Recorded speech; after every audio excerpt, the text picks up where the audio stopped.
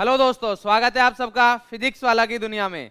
मैं हूं मोहन सिंह और आज मैं आपके लिए लेके आया हूं बेटा aldehyde ketone and carboxylic acid का लेक्चर नंबर 2।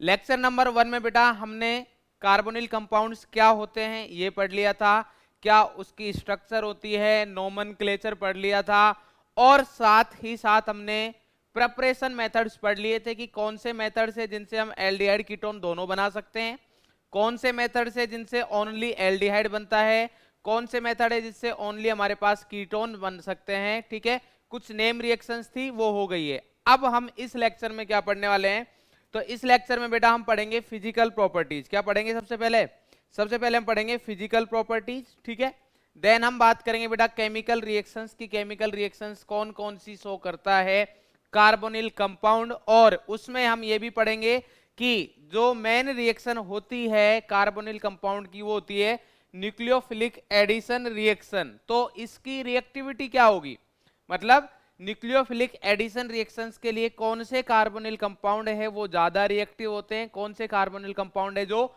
कम रिएक्टिव होते हैं, और ज्यादा होते हैं तो क्यों होते हैं, कम होते हैं तो क्यों होते हैं, ये सारी चीजें डिस्कस करने वाले हैं। ठीक है भाई, तो चलिए स्टार्ट करते हैं। सबसे पहले होमवर्क के क्वेश्चन दिए थे मैंने आपको 4, तो वो डिस्कस कर लेते हैं। तो पहला क्वेश्चन 2 तो हमारे पास ये थे कि right the structure of product of the following reactions, product लिखना था हमारे पास।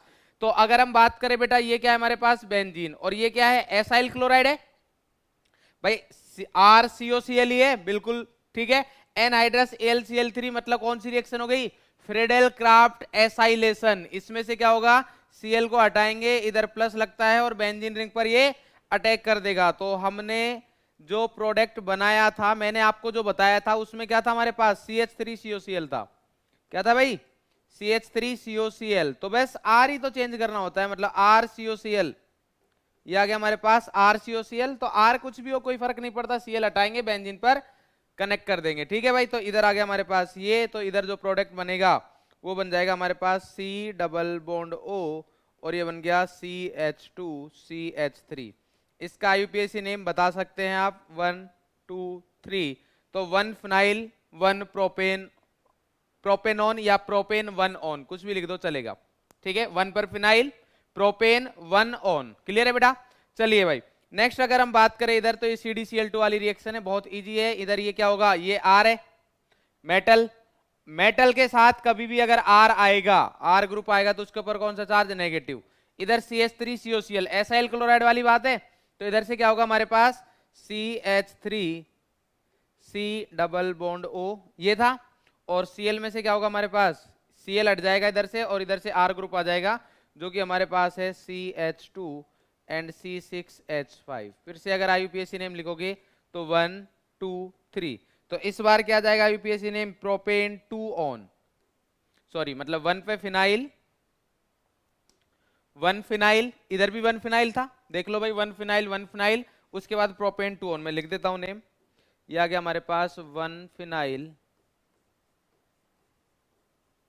तो मेरे हिसाब से कोई प्रॉब्लम नहीं होगी कंपाउंड बनाने में, प्रोपेन 2 ऑन। ठीक है, और इधर क्या हमारे पास मेन चेन सेलेक्ट की हमने, ये नंबरिंग करी दी है क्योंकि मेन फंक्शनल ग्रुप को मिनिमम ट्राई करना है। तो इधर 1 पॉसिबल था 1 किया, इधर 2 पॉसिबल था, बोले सर 1 भी तो कर सकते, तो बेटा मेन चेन ही कम कार्बन की हो जाती ना, पहले मेन चेन सेलेक्ट करते हैं देन नंबरिंग करते हैं। क्लियर है? तो इधर अगर अपन देखेंगे तो क्या आएगा हमारे पास, 1 पर फिनाइल 1 फिनाइल, उसके बाद क्या आएगा प्रोपेन 1 ऑन। क्लियर है भाई? चलिए नेक्स्ट बात करते हैं हम। नेक्स्ट क्वेश्चन क्या थे हमारे पास, राइट द स्ट्रक्चर, वही सेम। तो Hg2+ के साथ क्या दे रखा है, H2SO4, ये क्या देता है, पानी, H2O। तो H2 ऐड कर देंगे, H2O में एक है हमारे पास H, एक है OH, तो कौन सा, मतलब कौन से कार्बन के पास H जाएगा, बोले सर जैसा है उसी के पास जाएगा, जिस कार्बन के पास, जिन 2 कार्बन के बीच में ट्रिपल बॉन्ड है उसमें से जिस कार्बन के पास पहले से हाइड्रोजन ज्यादा है उसी के पास हाइड्रोजन को भेजा जाएगा। तो अगर उसके अकॉर्डिंग बात करें तो हमारे पास इसमें बनेगा CH3C, इधर आएगा OH, इधर आ गया ट्रिपल बॉन्ड था तो डबल बॉन्ड, ये आ गया CH2, एक H और ऐड हो गया। बोले सर अब क्या करना है, ये तो सर टोटोमेरिज्म, आइसोमेरिज्म होगी, कौन सी, टोटोमेरिज्म, तो इधर हम करवा देंगे टोटोमेरिज्म। तो जैसे ही हम टोटोमेरिज्म करवाएंगे तो क्या प्रोडक्ट बनेगा, इधर करवा देते हैं भाई टोटोमेरिज्म। ये हो गया हमारे पास टोटोमेरिज्म, ठीक है। तो ये आ गया हमारे पास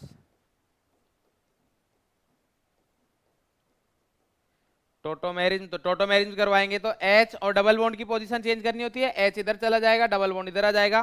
तो हमारे पास जो प्रोडक्ट बनेगा वो बनेगा CH3 C double bond O CH3।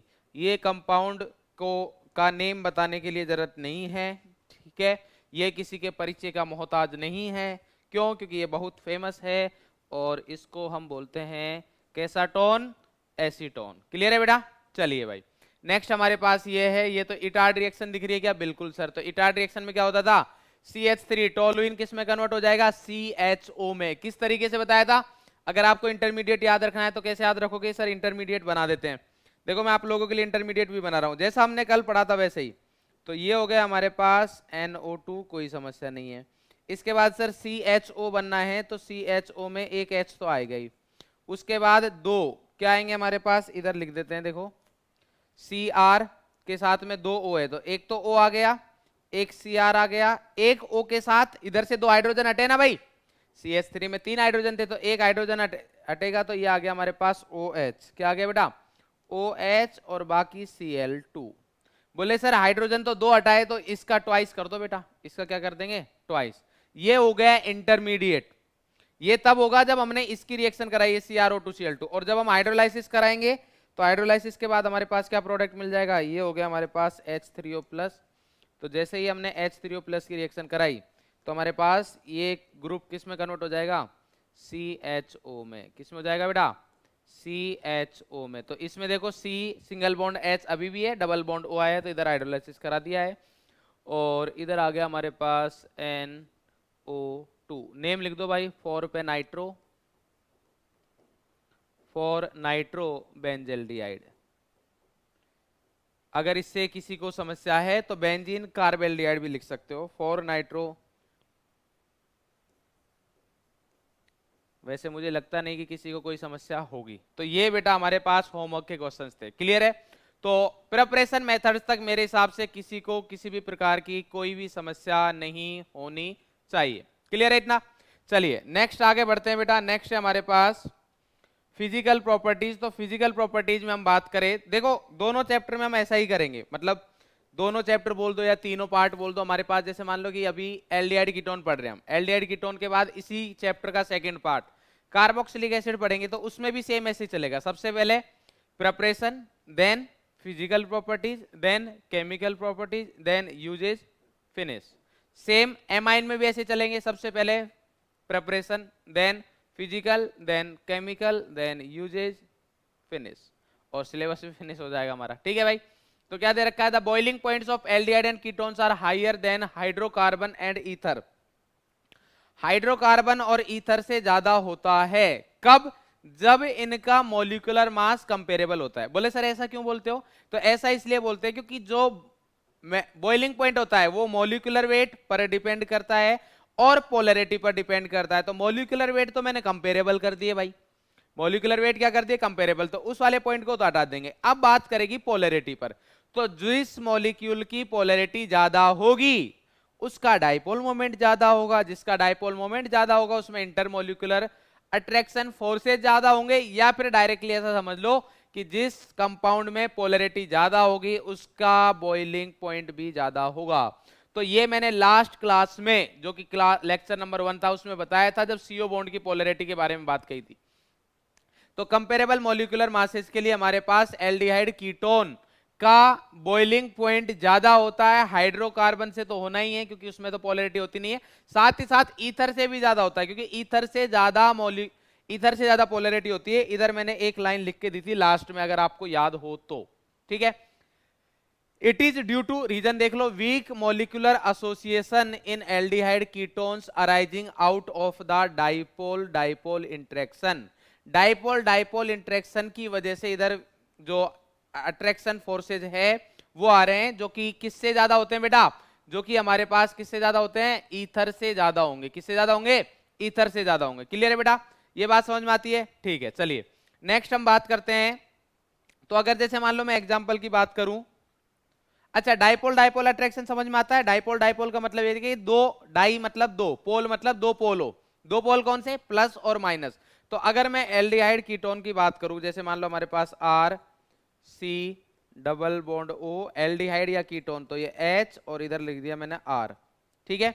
तो अगर इसमें हम पोलैरिटी की बात करें तो हमारे पास क्या आएगा, more electron negative partial positive. तो ये डाइपोल है।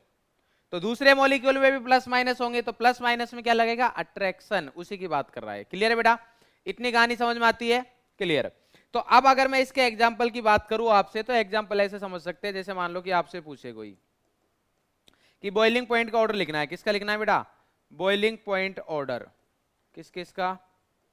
ऐसा क्वेश्चन आ सकता है, जैसे मान लो आपको बोल दिया प्रोपेन CH3 CH2 CH3, और क्या दे दिया, di methyl ether CH3O CH3, और क्या दे दिया, acetone CH3 C double bond O CH3। तो इसमें तो मॉलिक्यूलर वेट से भी हो जाएगा, तो मैं एक एक कार्बन बढ़ा देता हूं, जिससे कि हमारे पास कंपेरेबल मॉलिक्यूलर मास आएगा।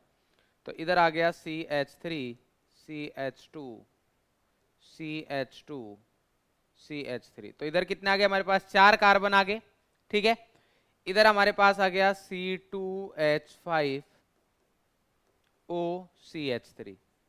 तो बोले सर इधर तो 3 कार्बन है, तो 3 कार्बन के बाद एक ऑक्सीजन भी तो आ गया, ठीक है। और इधर हमारे पास 3 कार्बन एक ऑक्सीजन, तो इनके अगर बॉइलिंग पॉइंट की बात करोगे तो अब देखो हमारे पास ये क्या है, ये है हमारे पास कीटोन, ये क्या है हमारे पास ईथर, और ये क्या है हमारे पास एल्केन। सही है, बिल्कुल सही है सर।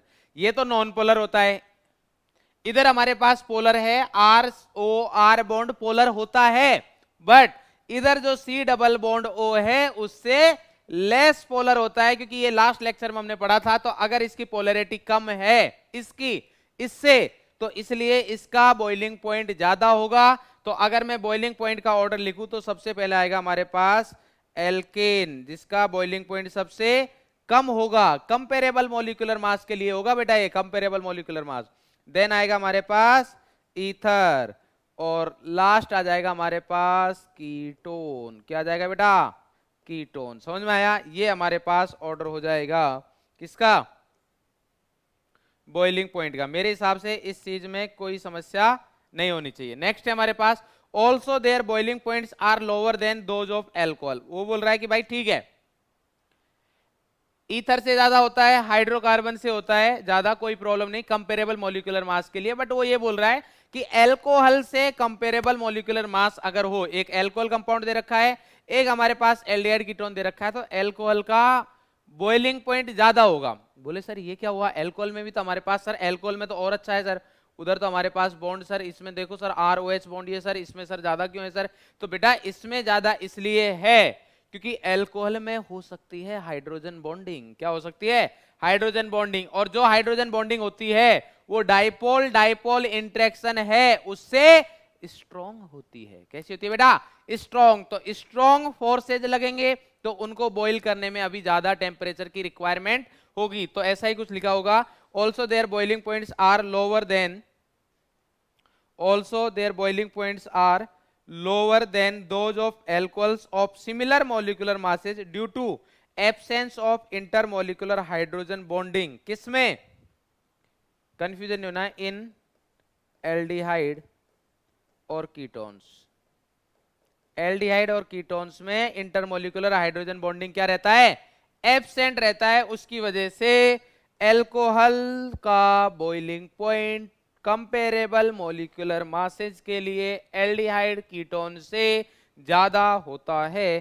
कैसे होता है हमारे पास हाइड्रोजन बॉन्डिंग, अगर किसी बंधु को किसी भी प्रकार की समस्या हो तो हम उसका निवारण कर देते हैं। वैसे तो कोई समस्या नहीं होगी क्योंकि टर्म 1 में आपने भर भर के हाइड्रोजन बॉन्डिंग पढ़ी है, क्योंकि उधर ये चैप्टर था। तो ये हमारे पास हो रही है hydrogen bonding. Oxygen more electron negative, ये हाइड्रोजन के साथ भी ऑक्सीजन है मोर इलेक्ट्रॉन नेगेटिव। तो जब कभी भी हमारे पास hydrogen more electronegative atom के साथ कनेक्ट होना चाहिए, इंपॉर्टेंट चीज है। और दूसरा भी हमारे पास मोर इलेक्ट्रॉन नेगेटिव एटम ही होना चाहिए। और मोर इलेक्ट्रॉन नेगेटिव एटम जनरली हम मानते हैं ऑक्सीजन, फ्लोरीन, नाइट्रोजन को। ठीक है बेटा, चलिए भाई नेक्स्ट कहानी देखते हैं हम। नेक्स्ट है हमारे पास सॉल्युबिलिटी। तो बॉइलिंग पॉइंट में मेरे हिसाब से किसी को कोई भी प्रकार की समस्या नहीं होनी चाहिए। Next solubility, the lower member of aldehyde and ketone such as methanol हो गया, मतलब मिथेनॉल HCHO है ना, मिथेनॉल क्या हो गया हमारे पास HCHO, इथेनॉल CH3CHO, जिसको क्या बोलते हैं हम acetaldehyde, formaldehyde and propanone acetone are miscible with water in all proportions. ये वाटर में मिसिबल होते हैं, सॉल्युबल होते हैं। क्यों? क्योंकि पोलैरिटी तो है ही इन मॉलिक्यूल में और इनका मॉलिक्यूलर मास, या फिर मैं ऐसा बोल दूं कि हाइड्रोकार्बन वाला पार्ट बहुत स्मॉल है। देखो वाटर में सॉल्युबिलिटी की जो प्रॉब्लम है ऑर्गेनिक कंपाउंड की, वो है हाइड्रोकार्बन वाले पार्ट से, क्योंकि वो होता है हाइड्रोफोबिक, वाटर को रिपेल करता है। तो जैसे जैसे एल्काइल चेन बढ़ेगी, एल्काइल चेन बोल रहा हूं मतलब मैं हाइड्रोकार्बन चेन बोल रहा हूं, तो जैसे जैसे एल्काइल चेन की साइज बढ़ता है वैसे वैसे हाइड्रोफोबिक पार्ट बढ़ता है, या फिर मैं ऐसे बोल दूं वाटर में सॉल्युबिलिटी कम होती है। तो अगर स्मॉल मॉलिक्यूल है, पोलर है, तो सॉल्युबल रहेगा, और अगर हमारे पास स्मॉल मॉलिक्यूल नहीं है, साइज बढ़ाते जा रहे हो, तो सॉल्युबिलिटी भी कम होती जाएगी। ठीक है भाई, because they form hydrogen bond with water. बोले sir hydrogen bond with water aldehyde ketone का तो आपने मना किया था सर, इसमें तो हाइड्रोजन बॉन्डिंग होती नहीं सर, अभी कैसे हो गई सर? तो बेटा मैंने पहले मना किया था कि एल्डिहाइड कीटोन की एल्डिहाइड कीटोन के साथ हाइड्रोजन बॉन्डिंग नहीं होती है, एल्डिहाइड कीटोन की वाटर के साथ हो सकती है। बोले सर कैसे? बताएंगे भैया, ये तो हमें बताना ही पड़ेगा। तो देखो R C double bond O, ये R या फिर H, डबल R हो गया, अभी तो ट्रिपल R आ रहा है ना, डबल R हो गया भाई। ठीक है, RC double bond O, R या फिर H। क्लियर है बेटा? ये आ गया हमारे पास। इसमें हम अगर बात करें वाटर की, तो वाटर होता है हमारे पास ऐसा होता है मेरे हिसाब से, तो क्या समझते हो भाई? ऐसा ही होता है, बिल्कुल सर ऐसा ही होता है। तो ये आ गया हमारे पास। अब इसमें हाइड्रोजन बॉन्डिंग कहाँ हो रही है? देखो हाइड्रोजन ऑक्सीजन के साथ मोर इलेक्ट्रॉन नेगेटिव, ये भी मोर इलेक्ट्रॉन नेगेटिव, तो ये हो रही है हमारे पास हाइड्रोजन बॉन्डिंग, तो इसकी वजह से ही सॉल्युबिलिटी है। ठीक है भाई, बट जैसे जैसे आप हाइड्रोफोबिक पार्ट बढ़ाओगे तो फिर भैया समस्या होने लग जाएगी। तो बाई चांस अगर सॉल्युबिलिटी आ जाए तो आप लिख दोगे सॉल्युबिलिटी इन वाटर, है ना,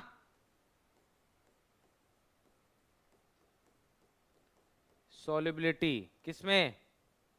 इन water, inversely proportional to, inversely proportional किसके होगा? साइज ऑफ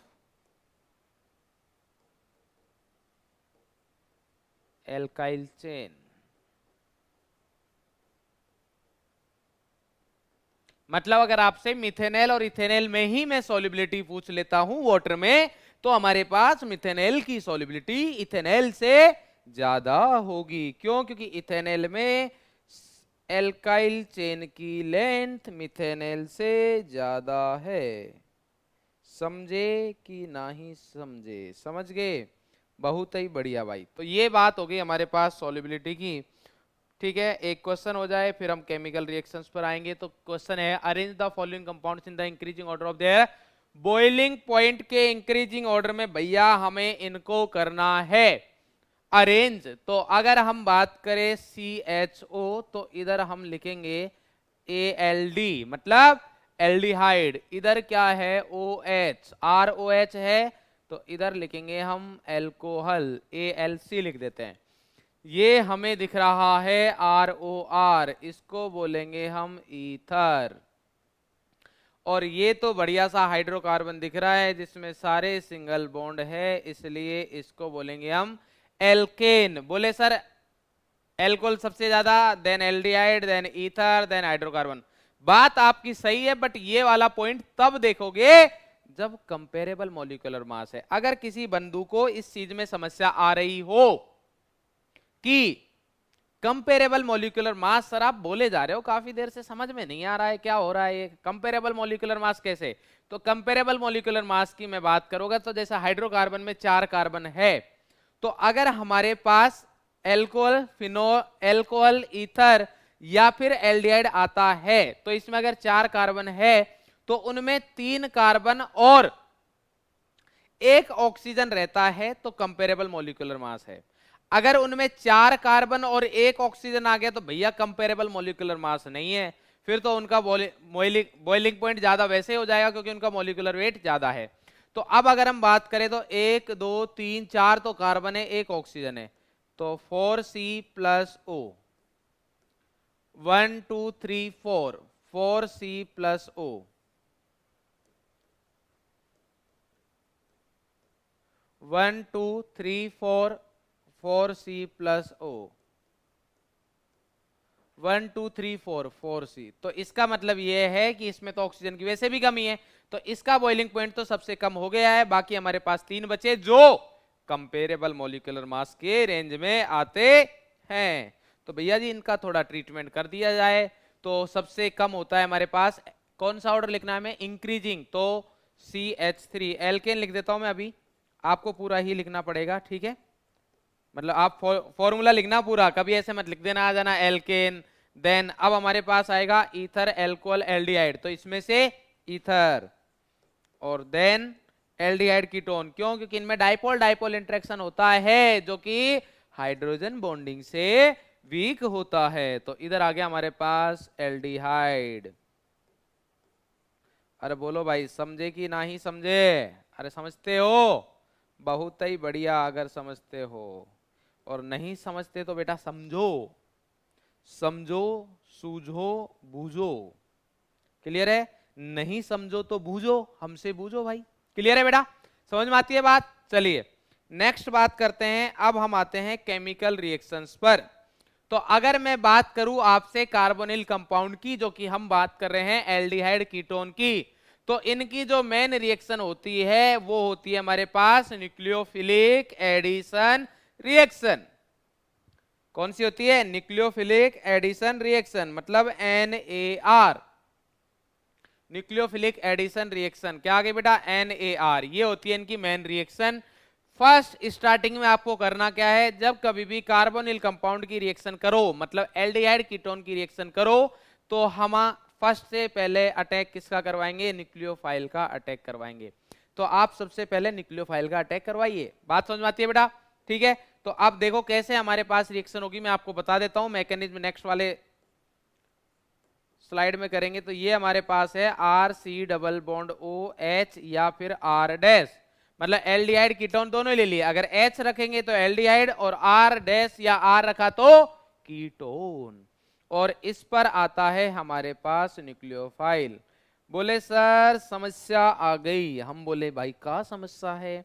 बोले सर आप बोल तो रहे हो, क्या बोल रहे हैं? आप बोल तो रहे हो कि सर ये न्यूक्लियोफाइल, बट हमें तो समझ में ही नहीं आता कि न्यूक्लियोफाइल क्या होता है। तो पहली बात तो ये गलत बात है कि आपको नहीं पता। दूसरी बात ये कि हम बताएंगे कि क्या होता है। ठीक है, तो न्यूक्लियोफाइल क्या होता है बेटा? न्यूक्लियोफाइल होता है न्यूक्लियस लविंग। देखो न्यूक्लियो ऐसे समझ सकते हो, इधर क्या है? नेगेटिव चार्ज, मतलब पॉजिटिव चार्ज को अट्रैक्ट करेगा, ऐसे समझ सकते हो। दूसरा NU मतलब न्यूक्लियस लविंग। क्या हो गया बेटा? न्यूक्लियस, न्यूक्लियस में कौन सा चार्ज होता है? पॉजिटिव, तो इधर लिख देंगे हम पॉजिटिव चार्ज लविंग या न्यूक्लियस लविंग।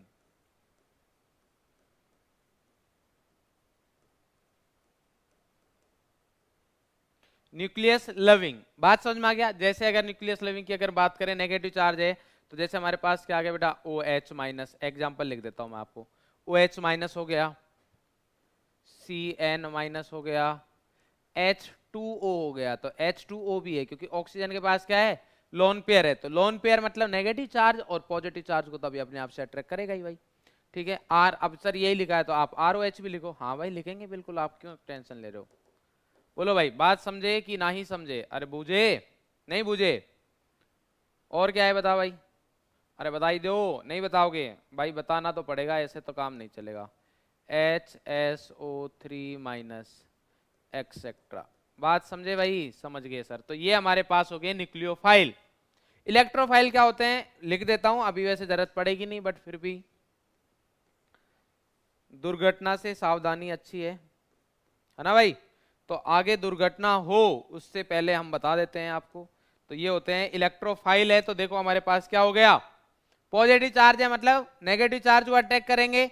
या फिर हम बोल सकते हैं इलेक्ट्रोफाइल बोलते हैं इनको, मतलब इलेक्ट्रो मतलब इलेक्ट्रॉन, फाइल मतलब लविंग। तो ये क्या होते हैं बेटा, इलेक्ट्रॉन लविंग। और इलेक्ट्रॉन के ऊपर कौन सा चार्ज होता है ये बताने की जरूरत नहीं है, तो इलेक्ट्रॉन लविंग हो गए भैया। क्या हो गए, इलेक्ट्रॉन लविंग। समझे नहीं समझे, समझ गए, बहुत बढ़िया भाई। जैसे कि हमारे पास H+ हो गया, Na+ हो गया, बहुत है भैया, ज्यादा ना ही समझो नहीं तो प्रॉब्लम हो जाओगी। ठीक है, ये हो गया हमारे पास इलेक्ट्रोफाइल न्यूक्लियोफाइल। मेरे हिसाब से इस चीज में कोई समस्या नहीं होनी चाहिए। तो अब आते हैं हम इधर। तो सबसे पहले हमारे पास ये न्यूक्लियोफाइल जाएगा। तो न्यूक्लियोफाइल है मतलब पॉजिटिव चार्ज के पास, तो अगर इधर आए तो इसके ऊपर है पार्शियल पॉजिटिव, इसके ऊपर है पार्शियल नेगेटिव, तो ये आएगा हमारे पास इधर। तो इधर हमारे पास क्या बन जाएगा भाई, इधर बन जाएगा हमारे पास RC, इधर आ गया हमारे पास न्यूक्लियोफाइल। क्योंकि ये बॉन्ड कैसे ब्रेक होगा, अब ऑक्सीजन मोर इलेक्ट्रॉन नेगेटिव है तो ऐसे। बात समझ में आई बेटा, कहा समझे, समझ गए, बहुत बढ़िया। ये आ गया हमारे पास और इधर आया हमारे पास H या R', और साथ ही साथ में मैं इधर भी ये अटैक करने के बाद में आएगा हमारे पास H+। क्या आएगा बेटा, H+। तो ये आ गया हमारे पास OH। ये न्यूक्लियोफिलिक एडिशन रिएक्शन है। इसको न्यूक्लियोफिलिक एडिशन रिएक्शन क्यों बोल रहे हैं, क्योंकि फर्स्ट अटैक हमारे पास न्यूक्लियोफाइल का हो रहा है इधर। ठीक है, एज ए न्यूक्लियोफाइल अटैक कर रहा है तो न्यूक्लियोफिलिक एडिशन रिएक्शन बोल देते हैं। एडिशन कैसे बोल रहे हैं सर, एलिमिनेशन जैसा भी हमने कुछ सुना है, सब्स्टिट्यूशन जैसा भी सुना है। तो समझो आपको कैसे पता लगेगा कि हमारे पास कौन सी रिएक्शन है, कि मतलब एडिशन है कि भैया एलिमिनेशन है कि भैया सब्स्टिट्यूशन है। तो आप देखो इधर आपको दिख रहा है डबल बॉन्ड, दिख रहा है क्या, हाँ सर दिख रहा है। क्या आपको इधर डबल बॉन्ड दिख रहा है, नहीं दिख रहा, इसका मतलब भैया एडिशन हुआ है। अगर मान लो इधर डबल बॉन्ड है और इधर भी डबल बॉन्ड है, तो इसका मतलब एडिशन हुआ है या नहीं हुआ वो हम बाद में बता सकते हैं कि क्या हुआ है मैकेनिज्म को देख के। बात समझ में आती है बेटा, तो वो भी हम बाद में बात करेंगे। तो अभी आप समझे कि इधर डबल बॉन्ड है इधर डबल बॉन्ड नहीं है, तो ये एग्जांपल न्यूक्लियोफिलिक एडिशन रिएक्शन का है। आगे चल के इधर से जब इधर आएंगे, मतलब जब न्यूक्लियोफिलिक एडिशन रिएक्शन होके नेक्स्ट टाइप की रिएक्शंस पर आएंगे, तो हमारे पास आएगा कि ऐसे कंपाउंड आएंगे जिनमें हमारे पास ये आएगा, बाद में ऐसा कुछ बनेगा और वापस से ये बन जाएगा। मतलब एक बार ये न्यूक्लियोफाइल ऐड होगा, क्योंकि ये तो न्यूक्लियोफिलिक एडिशन रिएक्शन है। अब अगर इसमें डबल बॉन्ड लगाना है तो इनको हटाना पड़ेगा न्यूक्लियोफाइल को, तो ये वापस से हट जाएगा, मतलब ऐसा कुछ होगा। तो इसका मतलब अगर कोई रिमूव हो रहा है उसको हम एलिमिनेट भी बोल सकते हैं। तो उस वाले केस में हम बोलेंगे कि न्यूक्लियोफिलिक एडिशन एलिमिनेशन रिएक्शन। आगे हम बात करेंगे। अगर ये लास्ट वाली पार्ट न्यूक्लियोफिलिक एडिशन एलिमिनेशन वाली समझ में नहीं आई है तो कोई दिक्कत नहीं है, क्योंकि हम आगे पढ़ेंगे तब आपको पूरा समझ में आएगा। तो ये कहानी आ गई। अब बात करते हैं इसकी मैकेनिज्म की कि कहानी हो कैसे रही है। तो ये आ गया मैकेनिज्म पर। तो अगर मैकेनिज्म की बात करें भैया, तो मैकेनिज्म कुछ इस प्रकार से है कि हमारे पास ये है, क्या है ये क्या होता है सर, ये वही होता है बेटा एल्डिहाइड होता है या फिर कीटोन होता है। तो RC+O H, या फिर आ गया हमारे पास R या R', जो भी लिखना चाहो लिखो, कोई समस्या नहीं है। इसके पास में आया न्यूक्लियोफाइल, क्या आया बेटा, न्यूक्लियोफाइल। तो ये न्यूक्लियोफाइल जैसे ही आया तो ये अटैक करने जाएगा, तो अटैक करने कहाँ जाएगा वो सोचने वाली बात है। तो ये न्यूक्लियोफाइल है, इसको तो पॉजिटिव चार्ज चाहिए, तो हमने इधर देखा तो सबसे पोलर बॉन्ड CO बॉन्ड ही है। CO बॉन्ड पोलर है तो उधर ही देखेंगे। तो उधर देखा हमने तो कार्बन और ऑक्सीजन में से कार्बन लेस इलेक्ट्रॉन नेगेटिव है, तो इसके ऊपर partial positive, oxygen more electron negative है तो पार्शियल नेगेटिव आया। तो ये तो प्लस के पास ही जाएगा, तो इस भैया ने इधर अटैक किया तो ये बॉन्ड ब्रेक होगा। और जब कभी भी बॉन्ड ब्रेक होता है तो भैया झगड़े होते हैं। झगड़े होते हैं मतलब आसानी से काम नहीं होते हैं। जब कभी भी बॉन्ड ब्रेक होगा तो वो वाला स्टेप स्लो होता है थोड़ा, क्योंकि बॉन्ड ब्रेक करने में थोड़ा टाइम तो लगता है भाई। बात समझ में आ रही है नहीं आ रही? अरे अभी जैसा नहीं है कि बोला कि हाँ भाई ब्रेकअप हो गया, ऐसा नहीं। ठीक है, काफी दिन तक चलता है। वैसे अभी भी ऐसा ही होता होगा शायद। ठीक है, मतलब हमें नहीं पता। ठीक है, तो क्या होता क्या है, मतलब ऐसा भाई काफी दिन से पता लग जाता है कि हाँ ठीक है ब्रेकअप वाली चीज आ गई है, तो वो 1 महीने 2 महीने खिंचते रहती है, टाइम तो लगता है, फिर एक इंस्टेंट में बोल देते कि खत्म। तो ऐसा इधर है, काफी देर से इनका चल रहा है झगड़ा कि भैया हमें जुड़ना है, आपको टूटना पड़ेगा, हमें जुड़ना है, आपको टूटना पड़ेगा, हमें जुड़ना है, आपको टूटना पड़ेगा। फिर फाइनली होता क्या है कि ये वाला बॉन्ड ब्रेक हो जाएगा, बट प्रोसेस कैसा हो रहा है? स्लो। तो ये होता है बेटा स्लो स्टेप। कैसा होता है? Slow step.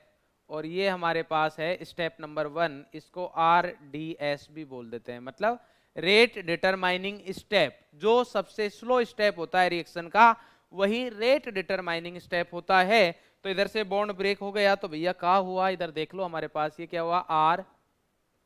RCH या फिर R, और इधर आ गया हमारे पास न्यूक्लियोफाइल आया क्या? बिल्कुल न्यूक्लियोफाइल आया। तो ये तो आ गया ये, और O के ऊपर नेगेटिव चार्ज है, ये तो रहेगा भाई। कार्बन के ऊपर प्लस था, उधर नेगेटिव आ गया, वो बात ठीक है। जब कभी भी बॉन्ड ब्रेक होगा तो ये जिधर एरो है उधर नेगेटिव चार्ज आता है, तो इधर नेगेटिव आया, इधर प्लस आया, प्लस वाले को तो माइनस मिल गया, तो वो तो न्यूट्रल हो गया। बट भैया इधर तो नेगेटिव बचा हुआ है। तो अब आएगा हमारे पास स्टेप 2। तो आपको पता है कि ब्रेकअप होने के बाद तो कंधे देने वाले बहुत होते हैं, तो कंधा देने वाला कौन आया? H+। तो भैया तुरंत जुड़ता है, फास्ट, बहुत फास्ट रहता है ना। तो ये हो गया हमारे पास स्टेप 2 जो कि फास्ट है। स्टेप 2 फास्ट, ठीक है भाई। तो ये तुरंत ऐड हो जाएगा हमारे पास, और इधर क्या हो जाएगा? ये आ गया हमारे पास RCH और R, और इधर आ गया हमारे पास न्यूक्लियोफाइल, इधर आ गया OH। अब अगर मैंने आपको अगर याद हो स्ट्रक्चर के बारे में बताया था, तो अगर आपको याद हो स्ट्रक्चर के बारे में, थोड़ी भी बात याद हो, थोड़ी भी आपको याद हो, तो ये होता है प्लेनर, क्योंकि sp2 हाइब्रिडाइज है इधर, और ये भैया 4 कार्बन, इस कार्बन के साथ 4 सिग्मा बॉन्ड है, तो ये हमारे पास टेट्राहेड्रल इंटरमीडिएट।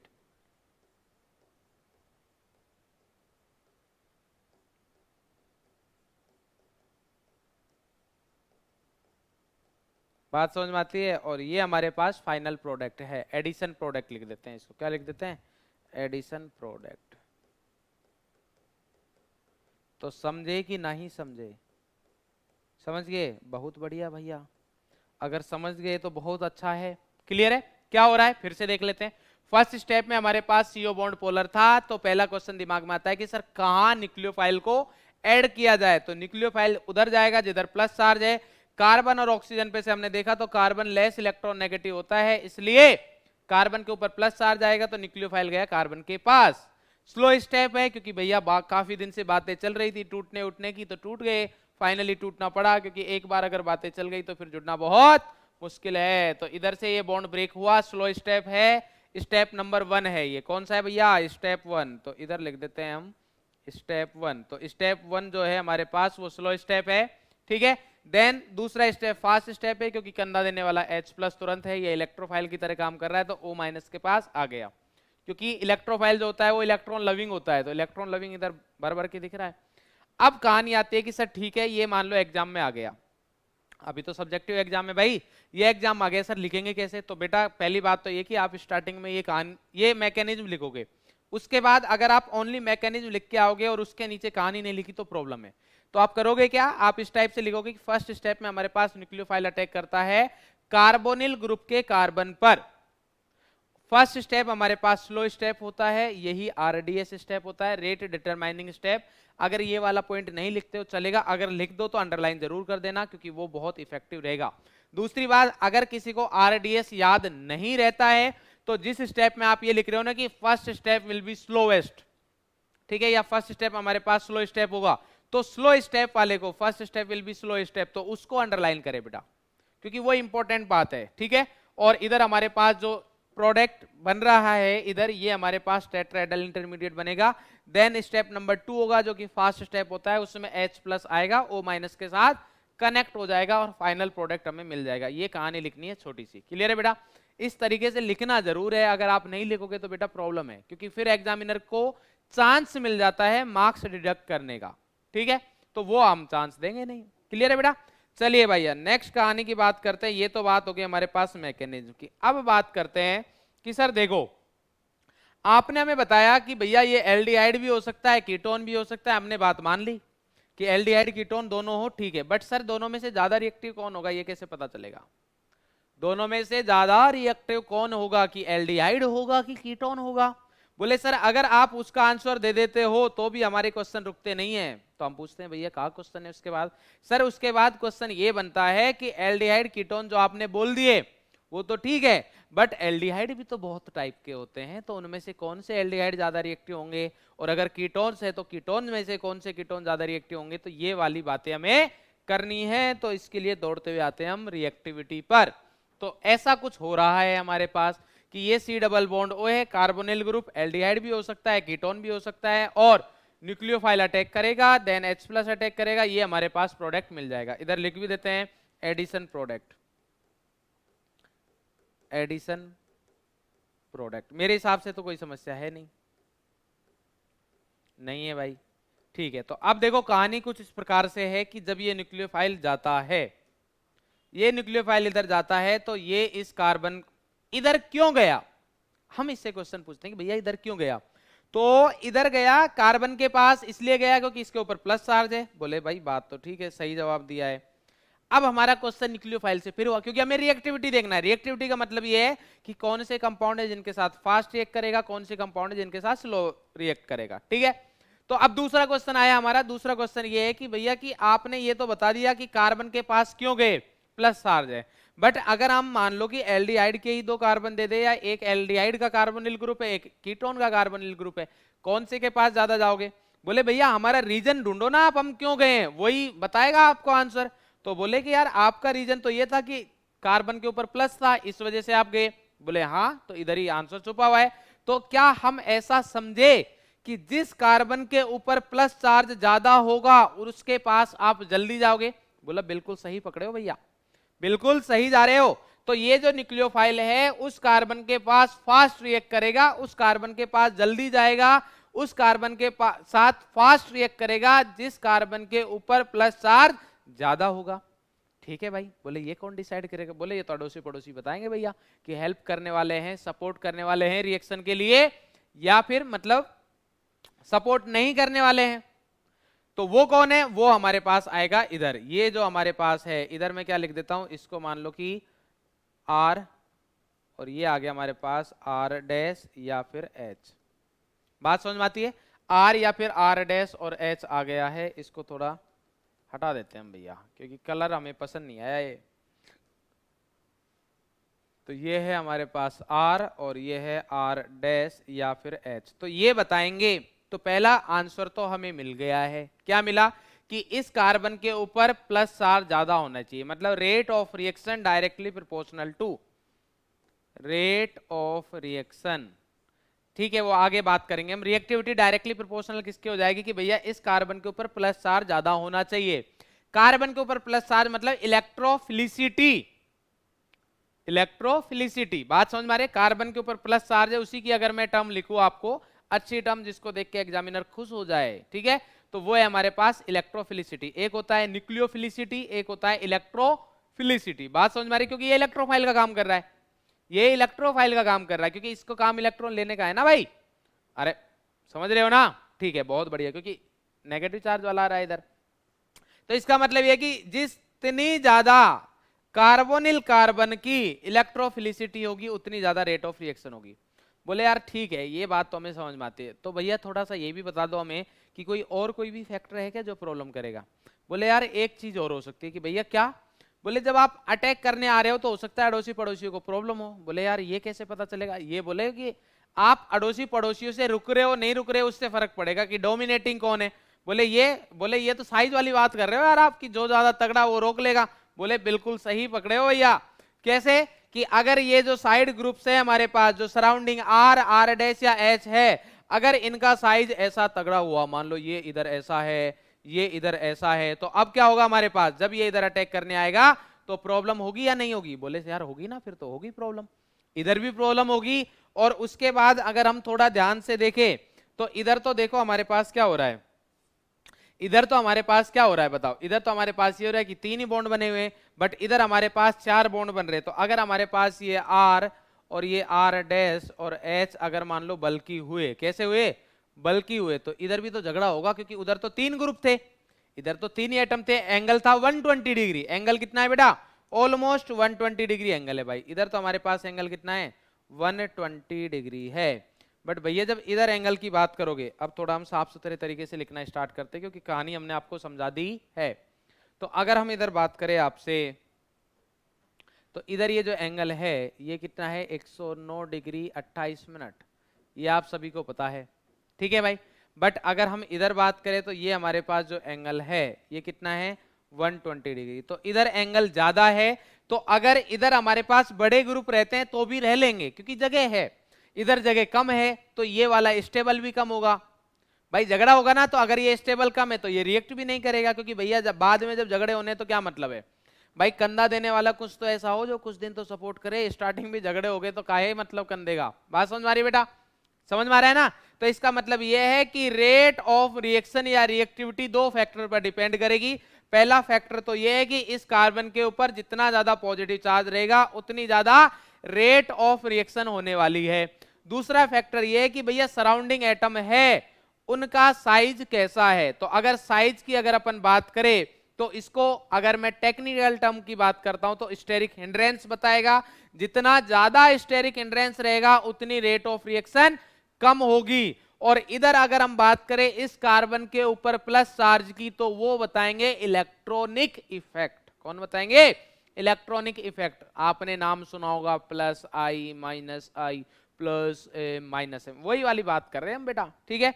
तो इस तरीके से हम बता सकते हैं कि हमारे पास ये है कि कैसे लिखे हम बेटा। एक तो लिख सकते हैं कि अगर हमारे पास स्टेरिक हिंड्रेंस,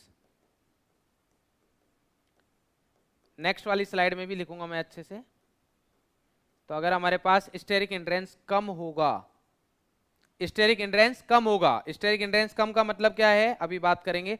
तो आर ओ आर का मतलब क्या है? रेट ऑफ रिएक्शन, या फिर हम लिख देते हैं रिएक्टिविटी। तो उस वाले केस में रिएक्टिविटी होगी हमारे पास ज्यादा। ये बात क्लियर है? ठीक है सर, ये तो पहली कहानी होगी।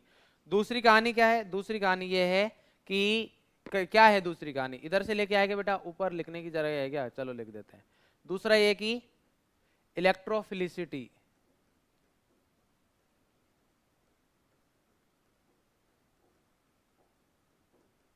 इलेक्ट्रोफिलिसिटी ऑफ कार्बोनिल कार्बन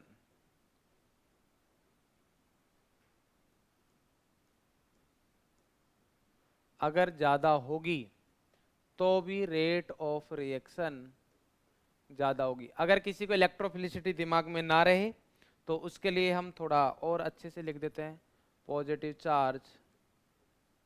वैसे दिमाग में रखना है positive charge on carbonyl carbon.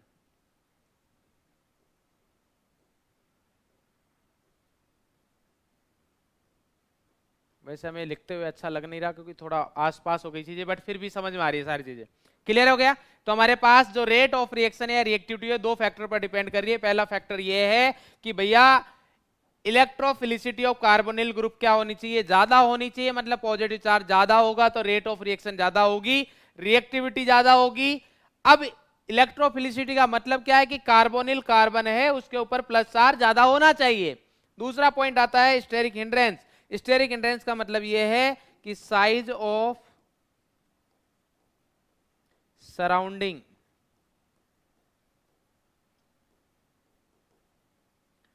Groups और एटम्स। बात समझ में आ गया बेटा? मैंने सिंपल मीनिंग में भी लिख दिया है कि स्टेरिक हिंड्रेंस जो है कम होना चाहिए, वो तो ठीक है।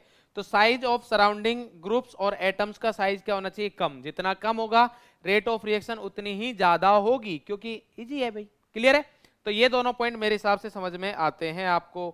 बोलो भाई। तो इधर आ गया हमारे पास कि रेट ऑफ रिएक्शन जो कि हमारे पास क्या है रिएक्टिविटी है, वो किस किस फैक्टर पर डिपेंड कर रही है हमारे पास? Rate of reaction reactivity of carbonyl compounds depends upon electronic effect, electrophilicity वाली बात, और दूसरा है हमारे पास स्टेरिक हिंड्रेंस। बात समझ में आती है बेटा? तो ये मैं लिख भी देता हूं हमारे पास। अगर मैं बात करूं सबसे पहले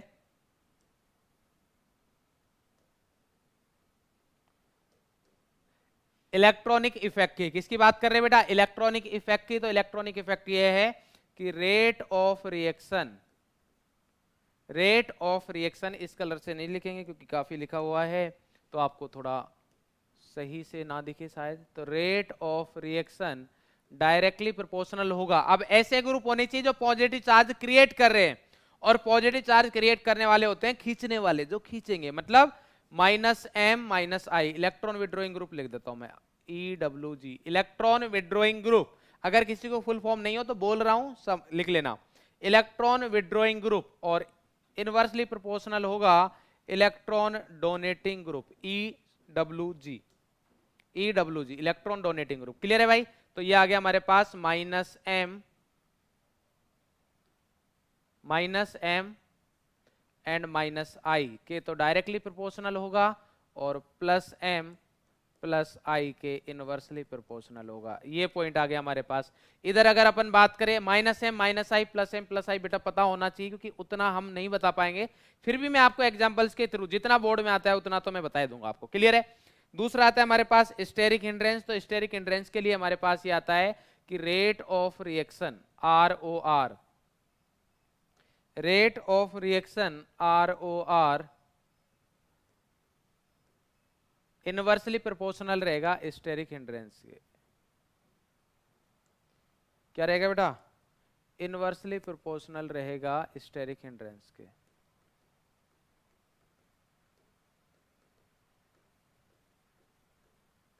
क्योंकि साइज अगर ज्यादा रहेगा तो हिंड्रेंस ज्यादा होगा, हिंड्रेंस ज्यादा होगा तो फिर प्रॉब्लम ही प्रॉब्लम है। क्लियर है बेटा? ये बात समझ में आती है?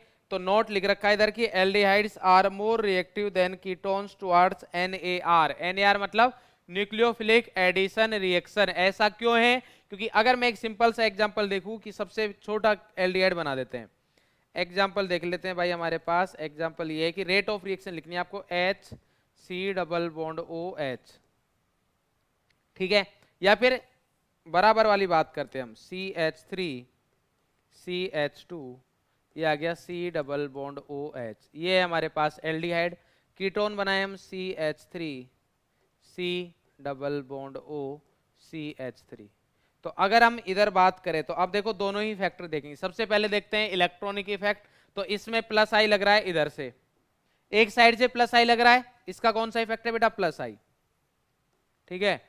इसमें +i दो साइड से लग रहा है, इधर से भी +i लग रहा है, इधर से भी +i लग रहा है। बात समझ में आ रही है? तो एक तो ये पॉइंट हो गया। दूसरा इधर देखो हमारे पास, इधर इसका साइज कितना है? स्मॉल है। ये ग्रुप कैसा है हमारे पास? स्मॉल ग्रुप है, तो इसको कोई समस्या नहीं होगी, कोई भी आके अटैक करे ये बेचारा आराम से, कोई समस्या नहीं है। बट इधर इनका साइज क्या है? ज्यादा है, तो इसमें स्टेरिक हिंड्रेंस भी क्या है? ज्यादा। स्टेरिक हिंड्रेंस क्या है बेटा? ज्यादा है। क्यों? क्योंकि दो मिथाइल ग्रुप है ना, तो दोनों साइड समस्या आएगी। इधर हमारे पास एक स्मॉल ग्रुप है, तो इसकी वजह से रेट ऑफ रिएक्शन की बात करेंगे तो एल्डिहाइड की रेट ऑफ रिएक्शन ज्यादा हो जाएगी कीटोन से। तो जनरली हमारे पास ऐसा होता है कि aldehydes are more reactive than ketones towards NAR, nucleophilic addition reaction. अब एक क्वेश्चन है आपके पास, वो करेंगे। ये हमारे पास दे रखा है CCl3CHO, HCHO, CH3CHO, PHCHO, acetone, acetophenone, benzophenone, ये है हमारे पास। ठीक है बेटा? तो जल्दी से ये क्वेश्चन करो, तब तक मैं पानी पीता हूँ। वीडियो पॉज करके भी कर सकते हो, बट हमें पानी पीना है। तो आपके पहले तो ये कि अब देखो ऐसे भी दे सकता है वो, मैंने इस तरीके से क्यों लिखा है, फॉर्मूला भी दे सकता है वो, नेम भी दे सकता है। तो आपको दोनों चीजें आनी चाहिए, फॉर्मूला से नेम, मतलब नेम से फॉर्मूला कैसे बनाओगे वो पता होना चाहिए। तो जो जो कॉमन नेम है मैंने बताया था आपको, एसिटोफिनोन बहुत फेमस है, बेंजोफिनोन काफी फेमस है, एसीटोन तो पता ही है आपको।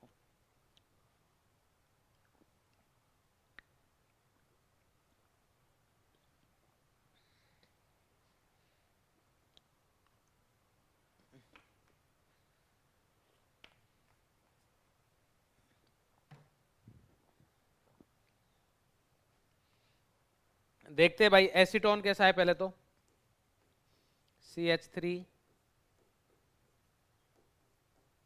ये एसीटोन हो गया। एसिटोफिनोन, एक CH3 को फिनोन मतलब फिनाइल से चेंज कर देंगे।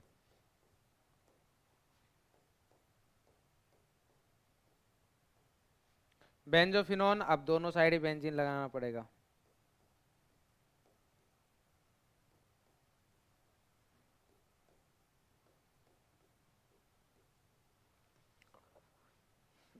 ये तो दिख ही रहा है।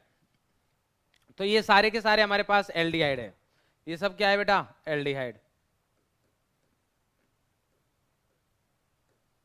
और ये सब क्या है हमारे पास? कीटोन। ये एल्डिहाइड है, ये कीटोन है, और ये क्या है ये हमें भी नहीं पता। हाँ भाई, एल्डिहाइड्स एंड कीटोन। क्लियर है? तो एक पॉइंट तो हमें पता है कि एल्डिहाइड ज्यादा रिएक्टिव होते हैं कीटोन से, मतलब ये सारे ज्यादा रिएक्टिव है इन सब से। ठीक है, अब इसमें हम अगर अपन बात करें थोड़ी सी आगे चल के, तो बात ऐसी है, कैसी? ऐसी ऐसी कैसी होती है? ये देखो, CCl3CHO की अगर बात करें तो इधर हमारे पास खतरनाक वाला माइनस आई लग रहा है, खतरनाक माइनस आई है। कैसे? देखो, एक कार्बन है इधर Cl, C के साथ Cl, इधर भी ये Cl कैसा है? ये नया Cl आया है सर, ये आपने नया Cl बना दिया इधर, है ना? Cl Cl Cl, और देन क्या है? C double bond OH। तो ये Cl, तीन Cl है, इनका माइनस आई लग रहा है। कौन सा लग रहा है? माइनस आई। तो हेलोजेंस का माइनस आई लगता है बेटा, तो इधर लग रहा है खतरनाक वाला माइनस आई, तो मैं इधर लिख देता हूँ स्ट्रॉन्ग माइनस आई। ठीक है, तो ये लग रहा है हमारे पास स्ट्रॉन्ग माइनस आई, और स्ट्रॉन्ग माइनस आई लग रहा है। तो अगर आपने देखा हो, माइनस मतलब खींचने वाले हैं, मतलब माइनस मतलब पॉजिटिव चार्ज बनाएंगे, माइनस मतलब खींचने वाले, तो पॉजिटिव चार्ज क्रिएट करेंगे। तो इस कार्बन के ऊपर पॉजिटिव चार्ज क्रिएट करेंगे, जितना ज्यादा पॉजिटिव चार्ज क्रिएट करेंगे उतनी ज्यादा रेट ऑफ रिएक्शन होगी। इधर H का जीरो इफेक्ट होता है, H का कौन सा है? जीरो। ठीक है, साइज वगैरह तो कुछ है नहीं। CH3 का प्लस आई, इधर बेंजीन में ये रेजोनेंस के थ्रू इसको इलेक्ट्रॉन डेंसिटी दे देगा। रेजोनेंस होगा बेटा, रेजोनेंस कैसे होगा बता देता हूं मैं आपको, थोड़ा सा नेक्स्ट वाली स्लाइड पर बताएंगे। तो इसलिए देखो, इंपॉर्टेंट बात, सबसे ज्यादा रिएक्टिव होते हैं हमारे पास एल्डिहाइड। एल्डिहाइड में कौन सा? Aliphatic. Aliphatic aldehydes are more reactive, ये याद रख लेना बस दिमाग में, मतलब रीजन बता ही रहा हूं मैं हर एक का। एलिफेटिक एल्डिहाइड्स मोर reactive then aromatic aldehyde. Aromatic मतलब जैसे बेंजल्डिहाइड हो गया, एरोमेटिक एल्डिहाइड। एरोमेटिक एल्डिहाइड है, अब ये दोनों एल्डिहाइड है तो कीटोन से तो ज्यादा रिएक्टिव होंगे ही। अब कीटोन में भी कौन सा? एलिफेटिक पहले, एलिफेटिक एल्डिहाइड,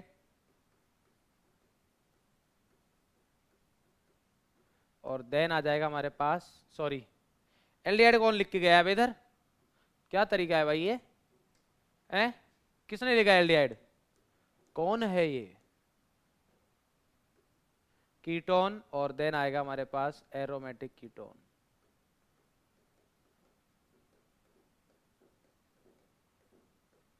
समझे भाई?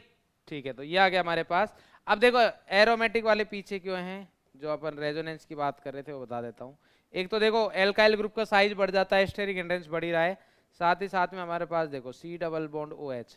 प्रॉब्लम ये है कि जैसे ही इस बॉन्ड ये ऐसे रोटेट हुआ, इसके ऊपर क्या है? प्लस चार्ज, तो न्यूक्लियोफाइल अटैक करने का सोचेगा, इतने में ये बोलेगा कि यार क्यों दूसरे के टांका बिड़ा रहे हो, मैं दे रहा हूं ना इलेक्ट्रॉन डेंसिटी।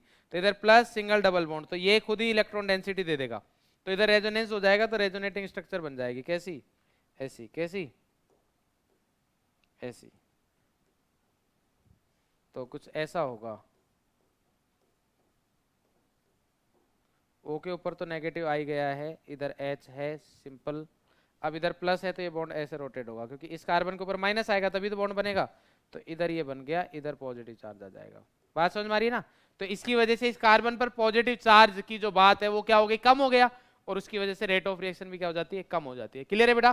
तो अब इसके अकॉर्डिंग अगर देखें तो सर सबसे ज्यादा रिएक्टिव तो हमारे पास हो गया ये, क्योंकि माइनस आई लग रहा है खतरनाक वाला, देन जीरो, प्लस आई, देन रेजोनेंस, और इधर हमारे पास एसीटोन में भी एलिफेटिक है, ये एक साइड से एरोमेटिक आ गया, और इधर तो भर भर के देखो, इधर भी बेंजीन इधर भी बेंजीन, तो ये हमारे पास आ गए।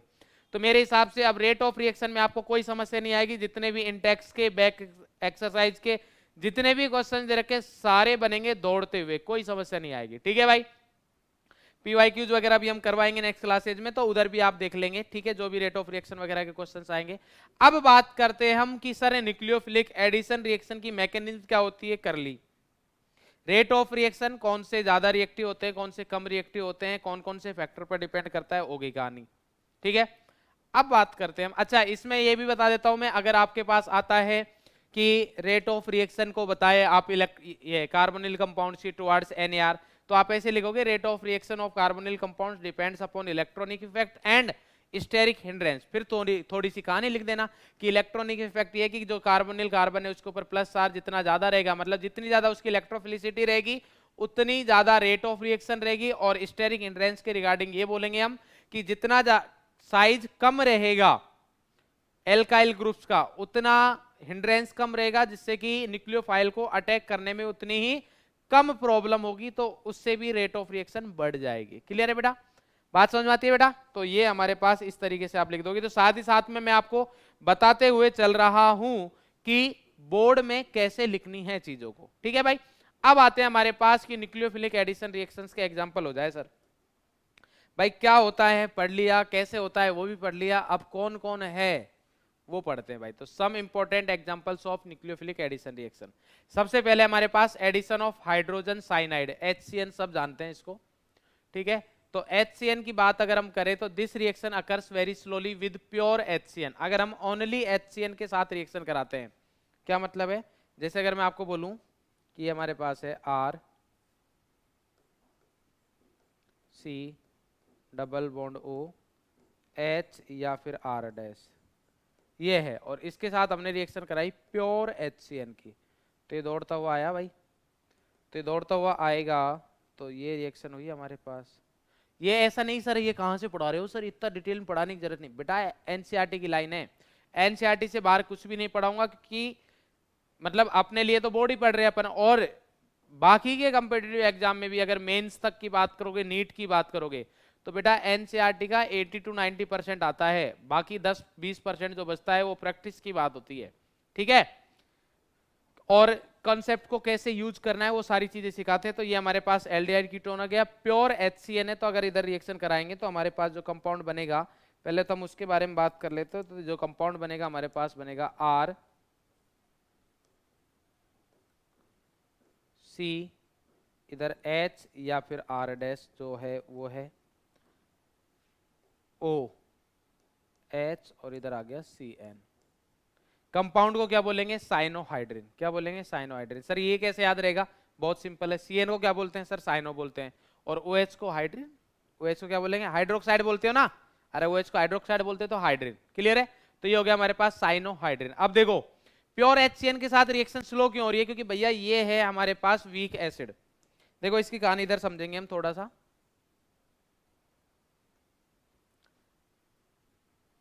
HCN क्या है? वीक एसिड है। तो वीक एसिड है तो समस्या ये है भैया कि HCN डिसोसिएट होता नहीं है। किस में डिसोसिएट नहीं होगा? H प्लस और CN माइनस में बहुत कम डिसोसिएट होता है। तो HCN का अगर आप डिसोसिएशन करोगे तो H प्लस और CN माइनस में बहुत कम होगा। अब जब हमारे पास CN माइनस ही कम है, CN माइनस ही कम है, तो क्योंकि न्यूक्लियोफाइल ही अटैक करेगा भाई, सबसे पहले तो इसमें CN माइनस ही अटैक करेगा, तो उसकी वजह से रेट ऑफ रिएक्शन भी क्या हो जाएगी? स्लो। तो सर क्या करें फास्ट करने के लिए? तो फास्ट करने के लिए हम क्या करते हैं, इधर एल्कलाई मीडियम यूज कर लेंगे। क्या कर देंगे? Alkali medium. तो जैसे ही हम एल्कलाई मीडियम यूज करेंगे तो उससे क्या होगा? बेसिक मीडियम बढ़ जाएगा भाई, थोड़ा सा जैसे ही बेसिक होगा तो एल्कलाई मीडियम में बेसिक हुआ, बेसिक होने के बाद एसिड बेस के साथ सॉल्ट बनाते हैं, तो इधर ये H प्लस और CN माइनस में डिसोसिएट ज्यादा होगा, तो CN माइनस हमें भर भर के मिल जाएगा। जितना ज्यादा CN माइनस मिलेगा उतनी ज्यादा रेट ऑफ रिएक्शन होगी। तो अगर ये आप डायरेक्टली लिख सकते हो, अगर स्टेप वाइज लिखना चाहो तो कैसे लिखोगे? देखो अगर इसकी भी मैकेनिज्म लिखनी है आपको तो मैं इधर या नेक्स्ट स्लाइड में लिखेंगे ना, मैकेनिज्म देख लो क्या होगा हमारे पास। ये है